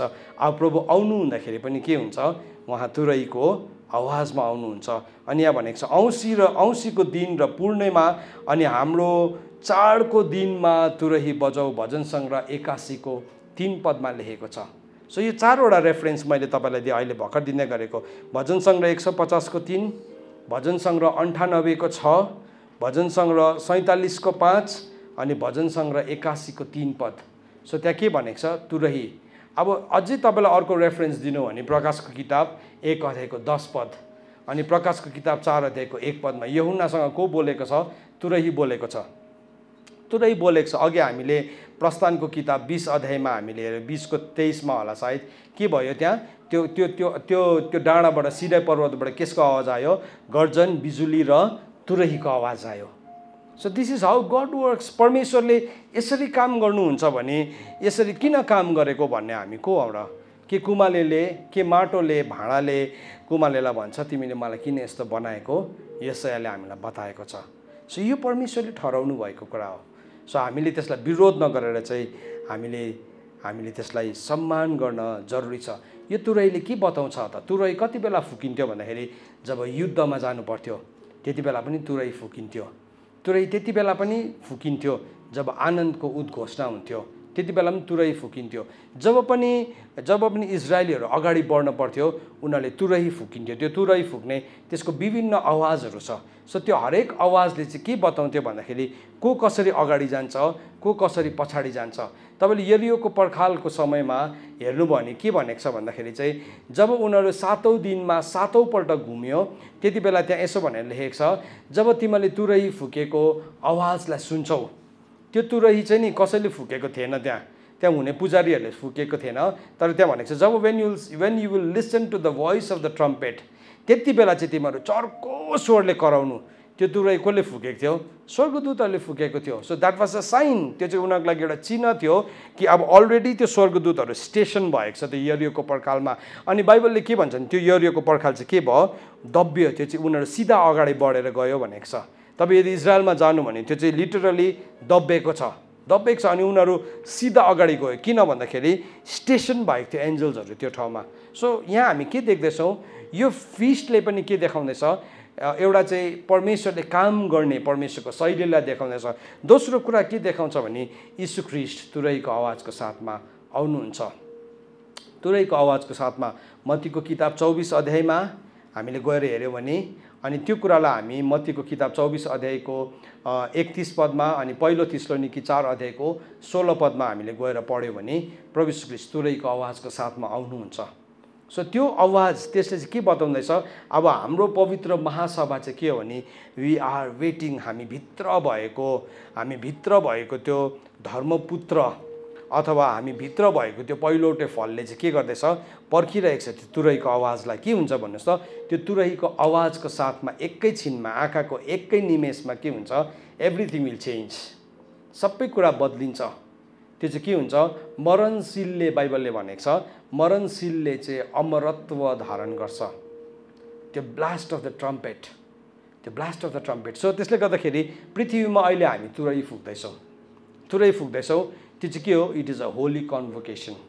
त्यो चाहिँ पवित्र महासभा हो अथवा कोदेश मिक्रा हो अथवा त्यो चाहिँ एउटा रिहर्सल हो। हामी यो तुरही फुक्नु सिक्दैछौँ नि, अहिले बजाउँदैछौँ नि, यसले चाहिँ हामीलाई के गर्छ? हामी चिन्छौँ। चर्चले नि यदि तुरहीको आवाजलाई चिनेन भने कसरी हामीले प्रभुको आगमनलाई चिन्छौँ? सो प्रभुले के भन्नुभयो? म आउनुभन्दा अगाडि तिमीले के गर? तिमीले रिहर्सल गर्दै गर, तिमीले सुन्दै गर, किनभने एक दिन चाहिँ तिमीले त्यो तुरहीको आवाजलाई सुन्छौ जुन चाहिँ तुरहीको आवाजमा एकैछिनमा आँखाको एक निमेषमा के हुन्छ? कुरा बदलिन्छ। सो हामी के देख्छौँ? त्यसले के देखाउँछ? यो फिस्टले येशू ख्रीष्ट आउनुहुने राजा। फर्स्टको चार्ट लगाइदिनु, सेकेन्डको चार्ट लगाइदिनुहोस्। त्यहाँ के भनेको छ? त्यो हजुर यहाँ हामी देख्दैछौँ यो फिस्टमा एभ्री फिस्टमा मूल कुरा चाहिँ ख्रीष्ट हुनुपर्छ है। सो हामीले के देख्यौँ? निस्तार चाडमा यीशु निस्तारको थुमा, अखमिरे रोटीको चाडमा यीशु अखमिरे जीवनको रोटी, अनि प्रथम फलको चाडमा यीशु ख्रीष्ट प्रथम फल हुनुहुन्छ। अनि पेन्तिकोसको चाडमा हामीले के देख्यौँ? यीशु ख्रीष्टले परमेश्वरको प्रतिज्ञालाई उहाँ जानुभयो अनि पवित्र आत्माको प्रतिज्ञालाई पठाउनु भयो। अब तुरहीको चाडमा हामीले के देख्दैछौँ? यीशु ख्रीष्ट आउनुहुने राजा। सो कलसीको किताब 3 अध्यायको 17 पद अनुसार मूल कुरा चाहिँ कसको हो? ख्रीष्ट यीशुको मूल कुरा कसो? हामीले जब पनि कुनै चाडलाई मनाउँदैछौँ यदि मूल कुरा ख्रीष्टको छैन भने चाहिँ त्यो क्वेसनेबल हो। हिजो रोहित दाजुले क्रिसमसको बारेमा सेयर गर्दै हुनुहुन्थ्यो। क्रिसमस फादरमा तपाईँले कहाँ देख्नुहुन्छ मूल कुरा? क्रिसमस ट्रीमा तपाईँले कहाँ देख्नुहुन्छ मूल कुरा? यीशु ख्रीष्टको के देख्नुहुन्छ? केकमा तपाईँले के देख्नुहुन्छ? के पनि देख्दैनौँ त हामी त्यो कुरालाई। तर त्यसलाई त हामी त सजिलैसँगले मानिरहेको छौँ। तर जुन कुरा मूल कुरा चाहिँ ख्रीष्टको हो भनेर पावलले भन्दै गर्दाखेरि चाहिँ उसले यो अपोइन्टेड फिस्टको कुरा गरेको होइन भनिकन हामीलाई बताएको छ। म तपाईँलाई एक दुईवटा भर्सेस देखाउनु पर्यो। हुनु त मैले अगाडिको टिचिङमा सेयर गरेको छु, तर तपाईँले हेर्नु भएको छैन होला सायद कतिजनाले। सो यीशु ख्रीष्ट आफै पनि चाडमा जानुभएको छ। लेख्नुहोस् रेफरेन्स लुकाको किताब 2 अध्यायको 41 पद। यीशु ख्रीष्ट आफै पनि चाडमा जानुभएको। यूहन्नाको किताब 4 अध्यायको 45, यूहन्नाको किताब 5 अध्यायको 1, यूहन्नाको किताब 7 अध्यायको 1, यूहन्नाको किताब 7 अध्यायको 37, यूहन्ना 12 को 12 मा अनि यूहन्ना 13 को 1 मा यीशु ख्रीष्ट आफै चाडमा जानुभयो। पहिलो यूहन्ना 2:6 भन्छ जुन चाहिँ मान्छेले यीशु ख्रीष्टमा रहन्छु भनेर भन्छ उले यीशु ख्रीष्टको कुरालाई गर्छ पनि भनेको छ। पहिलो यूहन्ना 2:6। अब पौलले यो फिस्टको विरुद्धमा लेखेको हो भने त्यसो पौल आफै किन फिस्टमा जानु पर्यो? त्यो कुरालाई हामी कहाँ भेटाउँछौँ? पौल आफै फिस्टमा गएको। प्रेरितको किताब 20:5 अनि 6 प्रेरितको किताब 20:5 अनि 6 प्रेरितको किताब 18:21 यो त बाइबलमै छैन, कतिवटा बाइबलमै छैन। 18:21 के भनेको छ? I must by all means keep this coming feast in Jerusalem भनेको छ।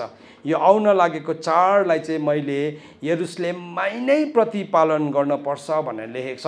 लेखेकै छैन।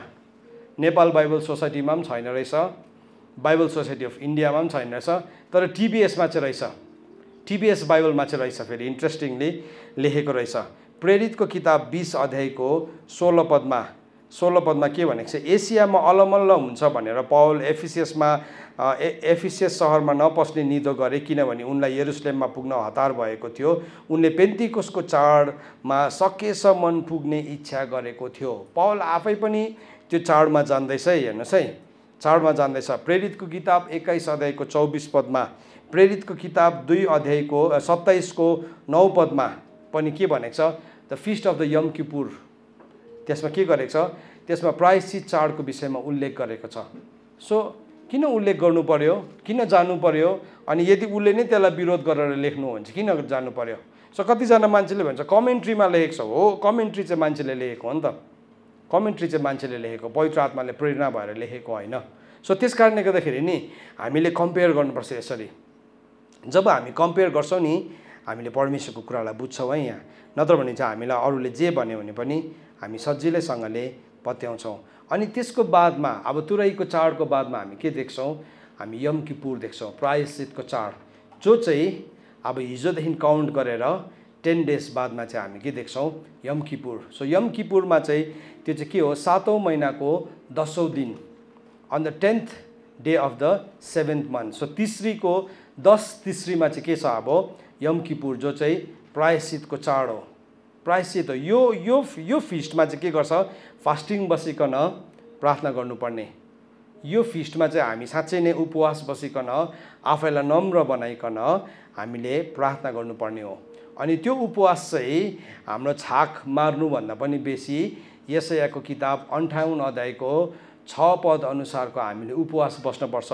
दुष्टताको जुवा तोड्नुपर्छ, जुवाको बन्धनलाई, जुवा अनि अत्याचारलाई हामीले हटाउनुपर्छ। यो 4वटा कुरा, त्यसलाई चाहिँ परमेश्वरले चाहनु भएको उपवास भनेको छ। अनि पुरानो व्यवस्थाको समयमा यो समयमा चाहिँ के गर्थ्यो? त्यो महापुजारी चाहिँ सबैजना वर्षमा एकपल्ट जब महापुजारी चाहिँ त्यो महापवित्र स्थानभित्र पस्थ्यो रगतलाई लिइकन, त्यो रगतलाई लिइकन पस्ने दिन चाहिँ कुन चाहिँ हुन्थ्यो भन्दाखेरि चाहिँ त्यो चाहिँ यम किपुरको दिन हुन्थ्यो। सो यम किपुरको दिन चाहिँ जब त्यो रगत लगेर जान्थ्यो, आफ्नै पनि अरूको पनि त्यो दिन चाहिँ प्रायश्चित हुन्थ्यो त्यो रगतको। तर बाइबलले के भन्छ? यीशु ख्रीष्टले हामी सबैजनाको लागि के गर्नुभयो? प्रायश्चित गरिसक्नु भएको छ। 2:15 हिब्रूको किताब 2:15 यीशु ख्रीष्टले के गर्नुभयो? हाम्रो लागि प्रायश्चित गर्नुभयो।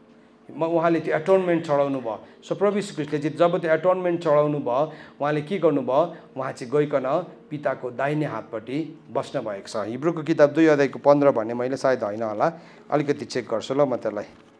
त्यो मैले अलिकति उल्टा भने जस्तो लाग्यो। हिब्रूको किताब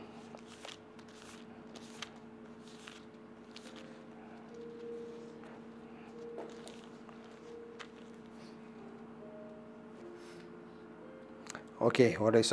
अब मृत्युको डरले जीवनभरि दासत्वमा फँसेकाहरू सबैलाई छुटकारा दिलाउनलाई पनि हो। सो यो कुरालाई फेरि हिब्रूको किताब 10 अध्यायमा पनि लेखेको छ।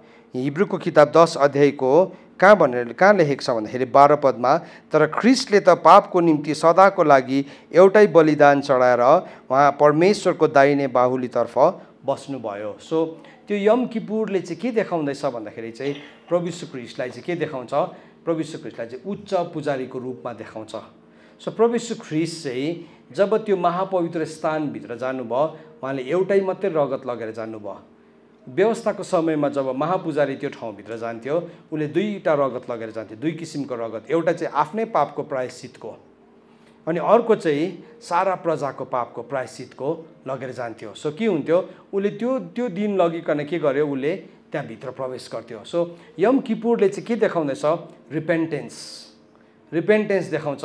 यीशु ख्रीष्ट चाहिँ उच्च पुजारी हुनुहुन्छ, तर यम किपुरले नि त्यसको अर्को पर्सपेक्टिभलाई हेऱ्यो भने अर्को चाहिँ के देखाउँछ भने यीशु ख्रीष्ट चाहिँ फेरि न्याय गर्नुहुने न्यायाधीश पनि हुनुहुन्छ। हिब्रूको किताब 2 अध्यायको 17, हिब्रूको किताब 4 अध्यायको 14 पदमा अनि दोस्रो तिमोथी 4 अध्यायको 1 पदमा हामीले गएर पढ्यो भने यीशु ख्रीष्ट न्यायाधीश हुनुहुन्छ।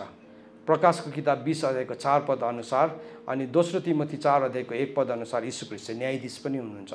सो के हुँदैछ, हामी कसको लागि तयारी हुँदैछौँ, यो तयारीमा हामी कसरी प्रभुको उपस्थितिमा आउँछौँ।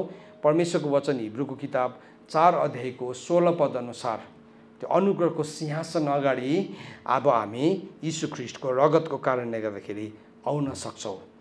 सो हामी पर्खिँदैछौँ, हामी पश्चाताप गर्दैछौँ, रिपेन्टेन्समा पस्दैछौँ। सो के हुँदैछ, प्रभुले दुलहीलाई तयारी बनाउँदै हुनुहुन्छ। अब दुलहीको लागि बिचमा एउटा ठाउँ छ जहाँ चाहिँ उसले रिपेन्ट गर्छ, उसले पश्चाताप लायकको फल फलाउँछ।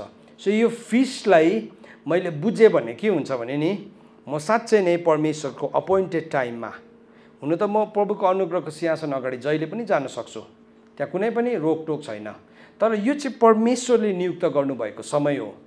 सो यदि परमेश्वरले नियुक्त गर्नुभएको समय हो भने चाहिँ त्यो समयमा म त्योभित्र जान मेरो लागि अति नै आवश्यक छ। लेवीको किताब 23 अध्यायको 26 देखि लिएर 32 पदसम्म गएर हामीले पढ्यो भने प्रभु यीशु ख्रीष्ट त्यहाँभित्र जानुभएको कुरालाई हामी भेटाउँछौँ। प्रभु यीशु ख्रीष्ट जसरी जानुभयो है, प्रभु यीशु ख्रीष्ट जानु हुने कुराको छायालाई त्यहाँ देखाएको थियो भने अब अघि हामीले हिब्रूको किताब 10 अध्यायको 12 पद अनुसार अनि हिब्रूको किताब 4 अध्यायको 15 अनि 16 पद अनुसार प्रभु यीशु ख्रीष्ट त्यहाँभित्र जानुभएको कुरालाई हामीले एकदमै सफासँगले हामी देख्छौँ। अनि जीवनभर डरको दासत्वमा बसेकोहरूलाई प्रभु यीशु ख्रीष्टले हिब्रूको किताब 2 अध्यायको 15 अनि 16 पद अनुसार त्यो दासत्वबाट उहाँले छुटाउनु भयो। तर यसले यो फिस्टले मलाई अर्को कुरा चाहिँ के सम्झाउँछ भने नि, उहाँ चाहिँ फेरि राजा पनि, उहाँ चाहिँ न्यायाधीश पनि हुनुहुन्छ। ही विल अल्सो जज, उहाँले चाहिँ के गर्नुहुन्छ, एक दिन न्याय पनि गर्नुहुन्छ। दोस्रो तिमोथी 4 अध्यायको 1 पद अनुसार उहाँले न्याय गर्नुहुन्छ। सो अब जब हामी यो दोस्रो झरीलाई पर्खिरहेका छौँ, हामी के गर्दैछौँ, हामी पश्चाताप गर्दैछौँ। हामी आफ्नो कुराको लागि प्रभुको अगाडि हामीले पश्चाताप लायकको फल फलाउँदैछौँ। सो यो फिस्टले हामीलाई के सिकाउँदैछ, रिपेन्टेन्स सिकाउँदैछ। यो फिस्टले हामीलाई भन्दैन वन्स फर्गिभन अलवेज फर्गिभन भन्दैन, वन्स सेभ्ड अलवेज सेभ्ड भन्दैन हो, वन्स फर्गिभन अलवेज फर्गिभन हो, वन्स सेभ्ड अलवेज सेभ्ड हो एक किसिमले। तर त्यसको मतलब म पापमा गयो भने चाहिँ म फेरि मेरो क्षमा हुन्छ होइन। बाइबलमा लेखेको छ, रोमीको किताब 11 अध्यायको 22 पदमा लेखेको छ, परमेश्वरको उद्धारता र परमेश्वरको कठोरता दुईटालाई हेर भनेको छ। यदि उहाँको अनुग्रहको मुनि बस्यो भने चाहिँ तिमीलाई अनुग्रह देखाइन्छ, तर यदि तिमी त्योदेखि बाहिर निक्ल्यौ भने चाहिँ परमेश्वर न्यायाधीश हुनुहुन्छ। अब यहाँ के देख्दैछौँ, यो यम किपुरमा नै हामी दुईटै पर्सपेक्टिभलाई देख्दैछौँ। उद्धारता के हो, प्रभु यीशु ख्रीष्ट हाम्रो उच्च पुजारी हुनुहुन्छ, तर कठोरता के हो भन्नुहोस् त, त्यो उच्च पुजारी चाहिँ एक दिन न्यायाधीश पनि बनिनुहुन्छ। सो यो वचनलाई हामी कसरी बुझ्छौँ त, परमेश्वरको वचनलाई हाउ डु वी अन्डरस्ट्यान्ड परमेश्वरको वचनलाई। यदि हामीले यो परमेश्वरको फिस्टलाई, परमेश्वरको चाडलाई, परमेश्वरले काम गर्नुहुने तरिकालाई हामीले बुझेका छैनौँ भने, अब अन्तिम बताउँछु। हुन त यसको थुप्रो अरू मिनिङ्सहरू छ, तर टाइम निकै गइसक्यो। अब के छ, त्यसको बादमा लास्टमा गएर सुक्कोत छ, ट्याबर्निकल विथ गड, त्यो चाहिँ अन्तिम चाड हो। सो त्यो अन्तिम चाडलाई चाहिँ हामीले पर्खिरहेका छौँ। यो चाहिँ 7औं महिनाको 15 देखि लिएर 21वाँ दिनसम्म यो मनाइने चाड हो। यसलाई चाहिँ के भन्छ भने, यसलाई चाहिँ feast of the ingathering पनि भन्छ, छाप्रोवास पनि भन्छ। अनि यति बेला चाहिँ के हो, यो छाप्रोवासको समयमा चाहिँ के हुन्छ भने, अघि जुन चाहिँ पहिलोउटे फलमा चाहिँ फलको कटनी गर्यो, पहिलो बिटा परमेश्वरलाई ल्याएर दियो। तर तपाईँले देख्नुभएको छ, हामीले हाम्रो बस्तीहरूमा देखेका छौँ, जब पनि हाम्रो धानको खेती हुन्छ, त्यो धानलाई जब के हुन्छ, जब त्यसको काट्छ त्यसलाई केही समयसम्म त्यतिकै सुकाएर राख्छ। तर त्यसको बादमा चाहिँ के हुन्छ, त्यसलाई सुकाएर राखेको धानको चाहिँ एक दिन के हुन्छ, त्यसको दाई हुन्छ अनि त्यसलाई निफुनिन्छ, त्यसलाई निपुणिन्छ। अनि मत्तीको किताब 3 अध्यायको 12 पदमा यीशु ख्रीष्टको बारेमा यूहन्नाले गवाही दिँदाखेरि चाहिँ के भनेको छ भन्दाखेरि चाहिँ उहाँको निपुण्य नाङ्लो उहाँकै हातमा छ र उहाँले आफ्नो खलालाई पुरा सफा पार्नुहुनेछ र आफ्नो गहुँ धानसारमा जम्मा गर्नुहुनेछ, तर भुस चाहिँ ननिब्ने आगोमा जलाउनुहुनेछ। सो त्यो इटर्नल ट्याबरनेकल अनन्तको परमेश्वरसँग बास हुनुभन्दा अगाडि बिचमा चाहिँ के छ? व्हाइट थ्रोन जजमेन्ट छ, सेतो सिंहासनको न्याय छ। अनि त्यो सेतो सिंहासनको न्यायमा चाहिँ के हुन्छ? सबैजनाको न्याय हुन्छ। Everybody will be judged. So के भयो? अघि पहिलोटे फलमा पहिलोटे फर्स्ट फ्रुटमा चाहिँ के भएको थियो भन्दाखेरि चाहिँ फर्स्ट फ्रुटमा चाहिँ अब मानिसहरूले त्यो अन्नलाई लिएर आयो। सो उनीहरू 3वटा मेजर दिनमा उभिनु पर्थ्यो। एकछिन त्यो अगाडिको चार्ट लगाइदिनुहोस्। त्यो 3वटा मेजर फिस्टमा आउनु पर्थ्यो। त्यो फिस्टमा चाहिँ के थियो भन्दाखेरि एउटा चाहिँ फिस्ट अफ द अनलिभन ब्रेड, अखमिलो रोटीको चाडमा उनीहरू परमेश्वर कहाँ देखा पर्नु पर्थ्यो एउटा। दोस्रो चाहिँ प्रथम फलकोमा। अनि तेस्रो चाहिँ कति बेला देखा पर्नु पर्थ्यो भन्दाखेरि चाहिँ उनीहरू सुक्कोतमा सुक्का पनि भन्छ त्यसलाई, अथवा त्यसलाई झुप्रोवासको चाड पनि भन्छ। अनि यसले चाहिँ के देखाउँछ भने यसले एउटा पिक्चरलाई देखाउँदैछ। पहिलोटो फल तयारी त भयो, पहिलोटो फलको प्रभु यीशु ख्रीष्ट पहिलो किसिम बनिनु भयो, पहिलोटो फल यीशु ख्रीष्ट बनिनु भयो। अब त्यो कुरालाई हामीले पनि के गर्नु पर्यो? पछ्याउनु पर्यो। अनि हाम्रो जीवनमा पनि त्यो फल अब देखा पर्नु पर्यो। त्यो फल सही छ कि छैन भन्ने कुरा चाहिँ एक दिन के हुन्छ? व्हाइट थ्रोन जजमेन्टमा देखा पर्छ। अब यहाँ हामीले यीशु ख्रीष्टको कुन चाहिँ पर्सपेक्टिभ देख्छौँ भन्दाखेरि नि, कुन चाहिँ सब्सटेन्सलाई देख्छौँ भने यीशु ख्रीष्ट चाहिँ शासक हुनुहुन्छ। हि इज द रुलर, उहाँ चाहिँ शासक हुनुहुन्छ। यीशु ख्रीष्ट चाहिँ सबै कुरालाई नयाँ बनाउने हुनुहुन्छ। अनि बाइबलमा हामीले हेऱ्यौँ भने झरीहरूको विषयमा बाइबलमा के भनेको छ? प्रभुले हामीलाई झरीहरू पठाउनुहुन्छ, अघिल्लो झरी र पछिल्लो झरीको विषयमा योवेलको किताब 2 अध्यायको 23 पदमा लेखेको छ। सो के भयो? त्यो the first rain and the latter rain दुईटै हामीले विटनेस गर्छौँ, जो चाहिँ योवेलको किताब 2 अध्यायको 28 पद पनि हो। सो यो सबै फिस्टको बिचमा, यो सबै चाडहरूको बिचमा के हुँदैछ? परमेश्वरको ग्रेट वर्क्सलाई पनि देखा पर्दैछ, परमेश्वरको ग्रेट वर्क पनि देखा पर्दैछ। सो पहिलो देखा पर्नुपर्ने समय चाहिँ कति बेला रहेछ? हाम्रो जीवनको सबै खमीर निस्केको हुनुपर्ने रहेछ। दोस्रो देखा पर्ने समय चाहिँ कति बेला रहेछ भन्दाखेरि हामी पनि पहिलोटे फल परमेश्वरको अगाडि चढाउनु पर्ने रहेछ। अनि तेस्रो चाहिँ कति बेला रहेछ भन्दाखेरि चाहिँ यो सुक्कोत भन्छ यसलाई, जहाँ चाहिँ छाप्राहरूमा उनीहरू बस्ने गर्थ्यो। छाप्रावास भन्छ। छाप्राहरूमा उनीहरूको घरदेखि बाहिर निस्केर छाप्रामा बस्थ्यो। अनि यो संसार हाम्रो लागि छाप्रो जस्तै हो, छाप्रो हो। त्यसलाई के भनेको छ? डेरा भनेको छ। डेरा हो। एक दिन यो डेरा ढल्छ अनि हामी चाहिँ अनन्तको घरमा जान्छौँ त्यो दिन। सो त्यो चाहिँ after the white throne judgment. So white throne जजमेन्टभन्दा अगाडि के छ? मिलेनियल किङडम छ। यीशु ख्रीष्टको 1000 वर्षको राज्य छ। सो त्यो 1000 वर्षको राज्यमा पनि हामीले हिजो सिक्दै थियौँ कि कसरी संसारको सबै बासिन्दाहरूले त्यो चाडलाई प्रतिपालन गर्नुपर्छ। जकरियाको किताब 14 अध्यायमा लेखेको छ, यदि कुनै देशको मानिस आएन भने त्यो ठाउँमा पानी नै पर्दैन। सो के हुन्छ? त्यो ठाउँमा प्रभुले सिकाउनुहुन्छ फेरि एकपल्ट परमेश्वरले बसिकन सम्पूर्ण 1000 वर्षको राज्यमा पनि प्रभुले व्यवस्थालाई सिकाउनुहुन्छ। तर वचनले यो पनि भनेको छ, यशायाको किताब 26 अध्यायको 9 पदमा, दुष्टमाथि चाहिँ निगाहिरह्यो भने पनि त्यसले धार्मिकता सिक्दैन। सो त्यति बेला यस्तो मानिसहरू पनि हुन्छ जसमाथि निगाह रहँदाखेरि पनि उसले धार्मिकता सिक्दैन। धार्मिकता चाहिँ परमेश्वरको व्यवस्थाबाट आउँछ, परमेश्वरको लबाट आउँछ। सो यो डल्लै फिस्टलाई हामीले देख्दै गर्दाखेरि के देख्दैछौँ? इट इज प्रिपेयरिङ अस। यसले चाहिँ हामीले सही ढङ्गले तयारी हुन सिकाउँदैछ। मूर्ख स्त्रीले चाहिँ उनीहरूको दियोहरू मात्रै बोकेको थियो, तर तेल बोकेको थिएन। हितोपदेशको किताबले के भन्छ भने चाहिँ आज्ञा चाहिँ, कमान्डमेन्ट चाहिँ ल्याम्प हो, तर टिचिङ चाहिँ के हो? त्यसको ओइल हो भनेको छ। शिक्षा चाहिँ त्यसको तेल हो भनेको छ। So commandment is the lamp and teaching is the oil. So मूर्ख स्त्रीले चाहिँ के बोकेको थियो? उसले कमान्डमेन्ट मात्रै बोकेको थियो, तर त्यो व्यवस्थाको शिक्षालाई बोकेको थिएन। त्यसले गर्दाखेरि जब दुल्हा आउँदाखेरि ऊ निलै पर्यो किनभने उसकोमा तेल नै थिएन। सो चर्च हामीले के देख्दैछौँ भन्दाखेरि चाहिँ यो फिस्टले चाहिँ it is preparing the bride. यसले चाहिँ दुलहीलाई तयारी बनाइरहेको छ। मैले सकेँ यो फिस्टको टिचिङलाई। यसको बारेमा म अझै तपाईँलाई आउनेवाला दिनहरूमा तपाईँले हामीलाई युट्युबमा फलो गर्न सक्नुहुन्छ अनि हामी यसलाई सिकाउँदै जानेछौँ अनि हामी त्यसलाई सिक्दै जान्छौँ। तर यो वर्ष 5781 चाहिँ के हो त? What is 5781? मैले प्रभुसँग प्रार्थना गरिरहेको थिएँ, प्रभुलाई सोधिरहेको थिएँ, प्रभु यो वर्षको प्रोफेसी चाहिँ के हो? What is the prophecy of 5781? अनि मैले यो प्रोफेसीलाई स्टडी गर्न थालेँ अनि 4वटा वर्ड प्रभुले दिनुभएको छ, 4वटा शब्द।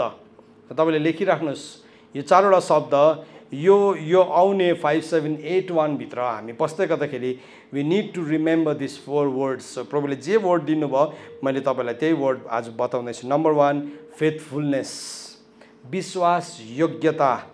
विश्वास योग्यता प्रभुले के भन्नुहुन्छ यति बेला भने यो वर्ष हामी 5781 भित्र पस्दै गर्दाखेरि तपाईँ अनि मेरो लागि प्रभुले यो वचन दिनुहुन्छ। प्रकाशको किताब 2 अध्यायको 10 पद, तिमीले भोग्न लागेको कुराहरूसँग नडराऊ अनि तिमी के हो? तिमीलाई परीक्षा गर्नलाई शैतानले तिमीहरूमध्ये कतिजनालाई कैदमा हाल्न आँटेको छ। तिमीहरूलाई 10 दिन कष्ट हुन्छ तर तिमी मृत्युसम्म नै विश्वास योग्य बन। सो प्रभुले तपाईँ अनि मलाई faithful to the end, faithful to the end प्रभुले हामीलाई हुनको निम्ति बोलाइराख्नु भएको छ। अनि त्यो फेथफुल टु द एन्ड चाहिँ के छ भने नि हाम्रो अगाडि एउटा यस्तो कचौरा, यो वर्षदेखि चाहिँ एउटा यस्तो कचौरा चर्चको अगाडि आउनेवाला छ जुन कचौरा पिउन गाह्रो हुन्छ। यीशु ख्रीष्टको लागि पनि गाह्रो थियो। मत्तीको किताब 26 अध्यायको 39 पदमा प्रभु यीशु ख्रीष्टले प्रार्थना गर्नुभयो, उहाँले भन्नुभयो, हे पिता हुन सक्छ भने यो कचौरा हटाइदिनुहोस्, तरै भए तापनि मेरो इच्छा होइन तर तपाईँको इच्छा प्रबल होस्। सो त्यो फेथफुलनेस भनेको चाहिँ के रहेछ भन्दाखेरि चाहिँ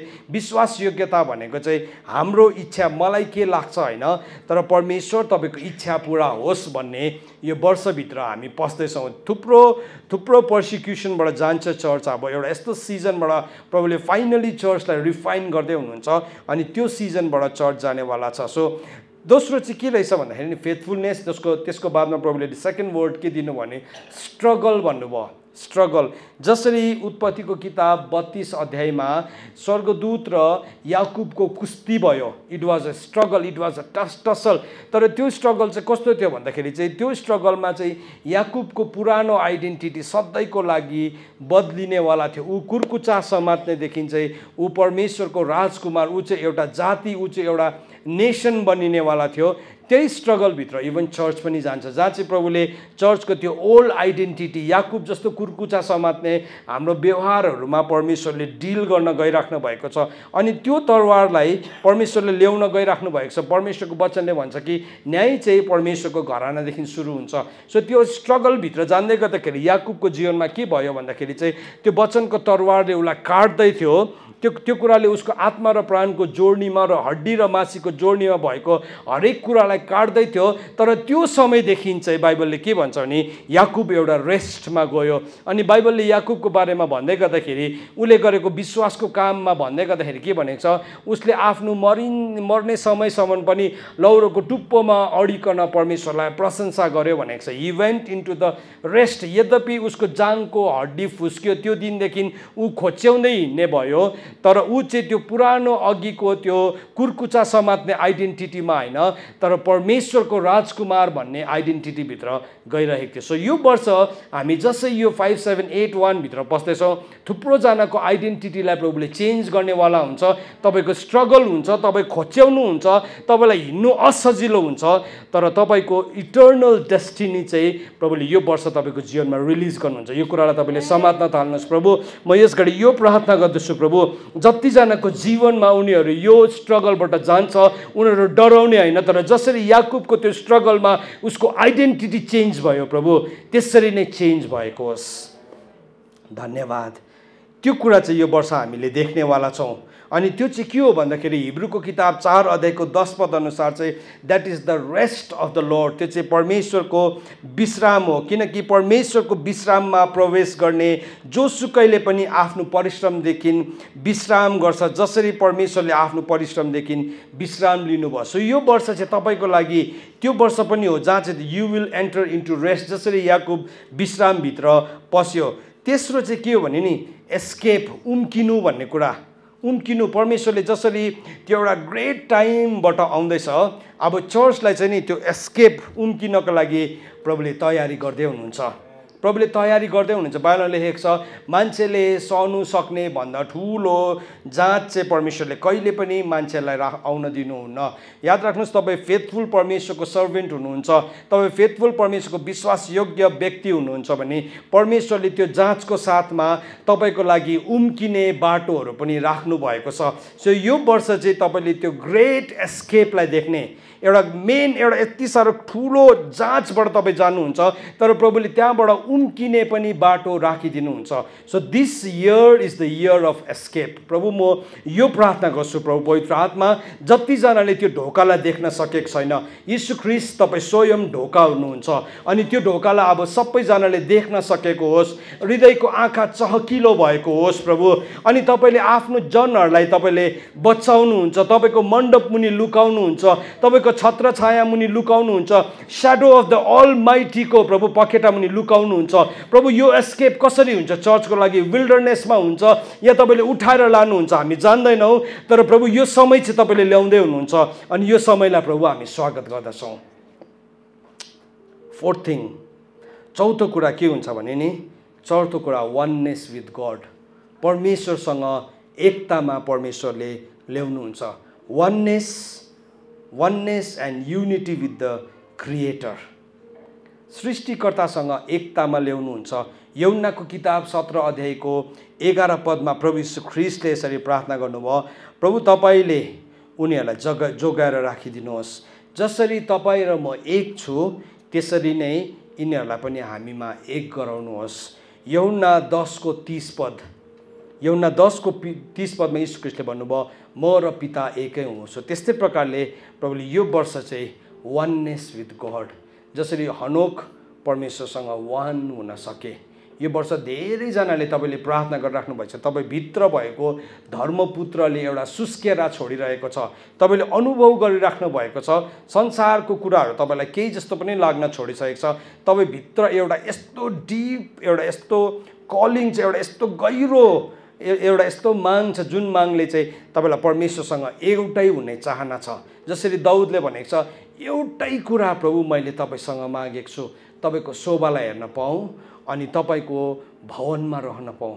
धेरैजनाको लागि यो वर्ष यो प्रोफेटिक नै वास्तवमा सबैजनाको लागि हो। It is for the church, तर सबैजनाले समात्दैन। तर परमेश्वरको वचनले भनेको छ बप्तिस्मा दिने यूहन्नाको दिनदेखि उसो परमेश्वरको राज्यमा बल जफत भइरहेको छ अनि बल जफत गर्ने मान्छेले जबरजस्तीसँग खोज्छ। तपाईँको कुरालाई समात्नुहोस् ल, प्रोफेटिकली बल जफत गर्ने मान्छेले चाहिँ जबरजस्तीसँग खोज्छ। तपाईँको कुरालाई समात्न थाल्नुहोस्। म यो कुरालाई पढ्छु।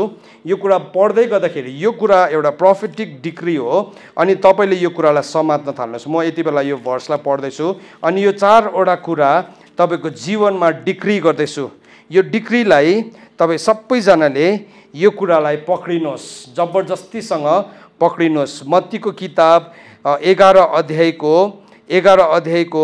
12 पददेखि, औ बप्तिस्मा दिने यूहन्नाको दिनदेखि यसो अहिलेसम्म स्वर्गको राज्यमा बल जफत हुँदैछ र बल जफत गर्ने मानिसले जबरजस्तीसँग उसले समात्न थाल्नुहोस्। तपाईँले भन्नुहोस् प्रभु यूहन्ना 11को 12 पद अनुसार चाहिँ यो कुरा चाहिँ मेरो हो, दिस इज माइन। प्रभु यस घडी जतिजनाले प्रभु यो प्रोफेटिकलाई आफ्नो बनाइरहेको छ, समातिरहेको छ प्रभु, यो ऋतुदेखि चाहिँ उनीहरू भित्र पस्दै गर्दाखेरि उनीहरूको जीवनभित्र प्रभु यो 4वटा कुरा हुन्छ। उनीहरू विश्वासयोग्य बनिन्छन्, उनीहरूको जीवनमा सङ्घर्ष छ तर त्यो सङ्घर्षले चाहिँ उनीहरूको पहिचानलाई बदलिदिन्छ प्रभु। अनि तपाईँले उनीहरूलाई उम्कने बाटो दिनुहुन्छ प्रभु अनि सृष्टिकर्तासँग एउटै हुने प्रभु तपाईँले बनाउनुहुन्छ। प्रभु यो कुरालाई म यस घडी घोषणा गर्दछु। आज जतिजनाले यो कुरालाई समातेको छ, उनीहरूले समात्न थालेको छ, उनीहरूको जीवन आजदेखि बदलिन्छ अनि त्यो एउटा महिमादेखि, एउटा तेजदेखि अर्को तेजमा उनीहरू बदलिँदै जान्छ। धन्यवाद प्रभु तपाईँले गर्नुभएको लागि। सबै बिन्ती माग्छु पुत्र प्रभु यीशु ख्रीष्टको जिउँदो अनि पवित्र नामको बाटोले, आमेन।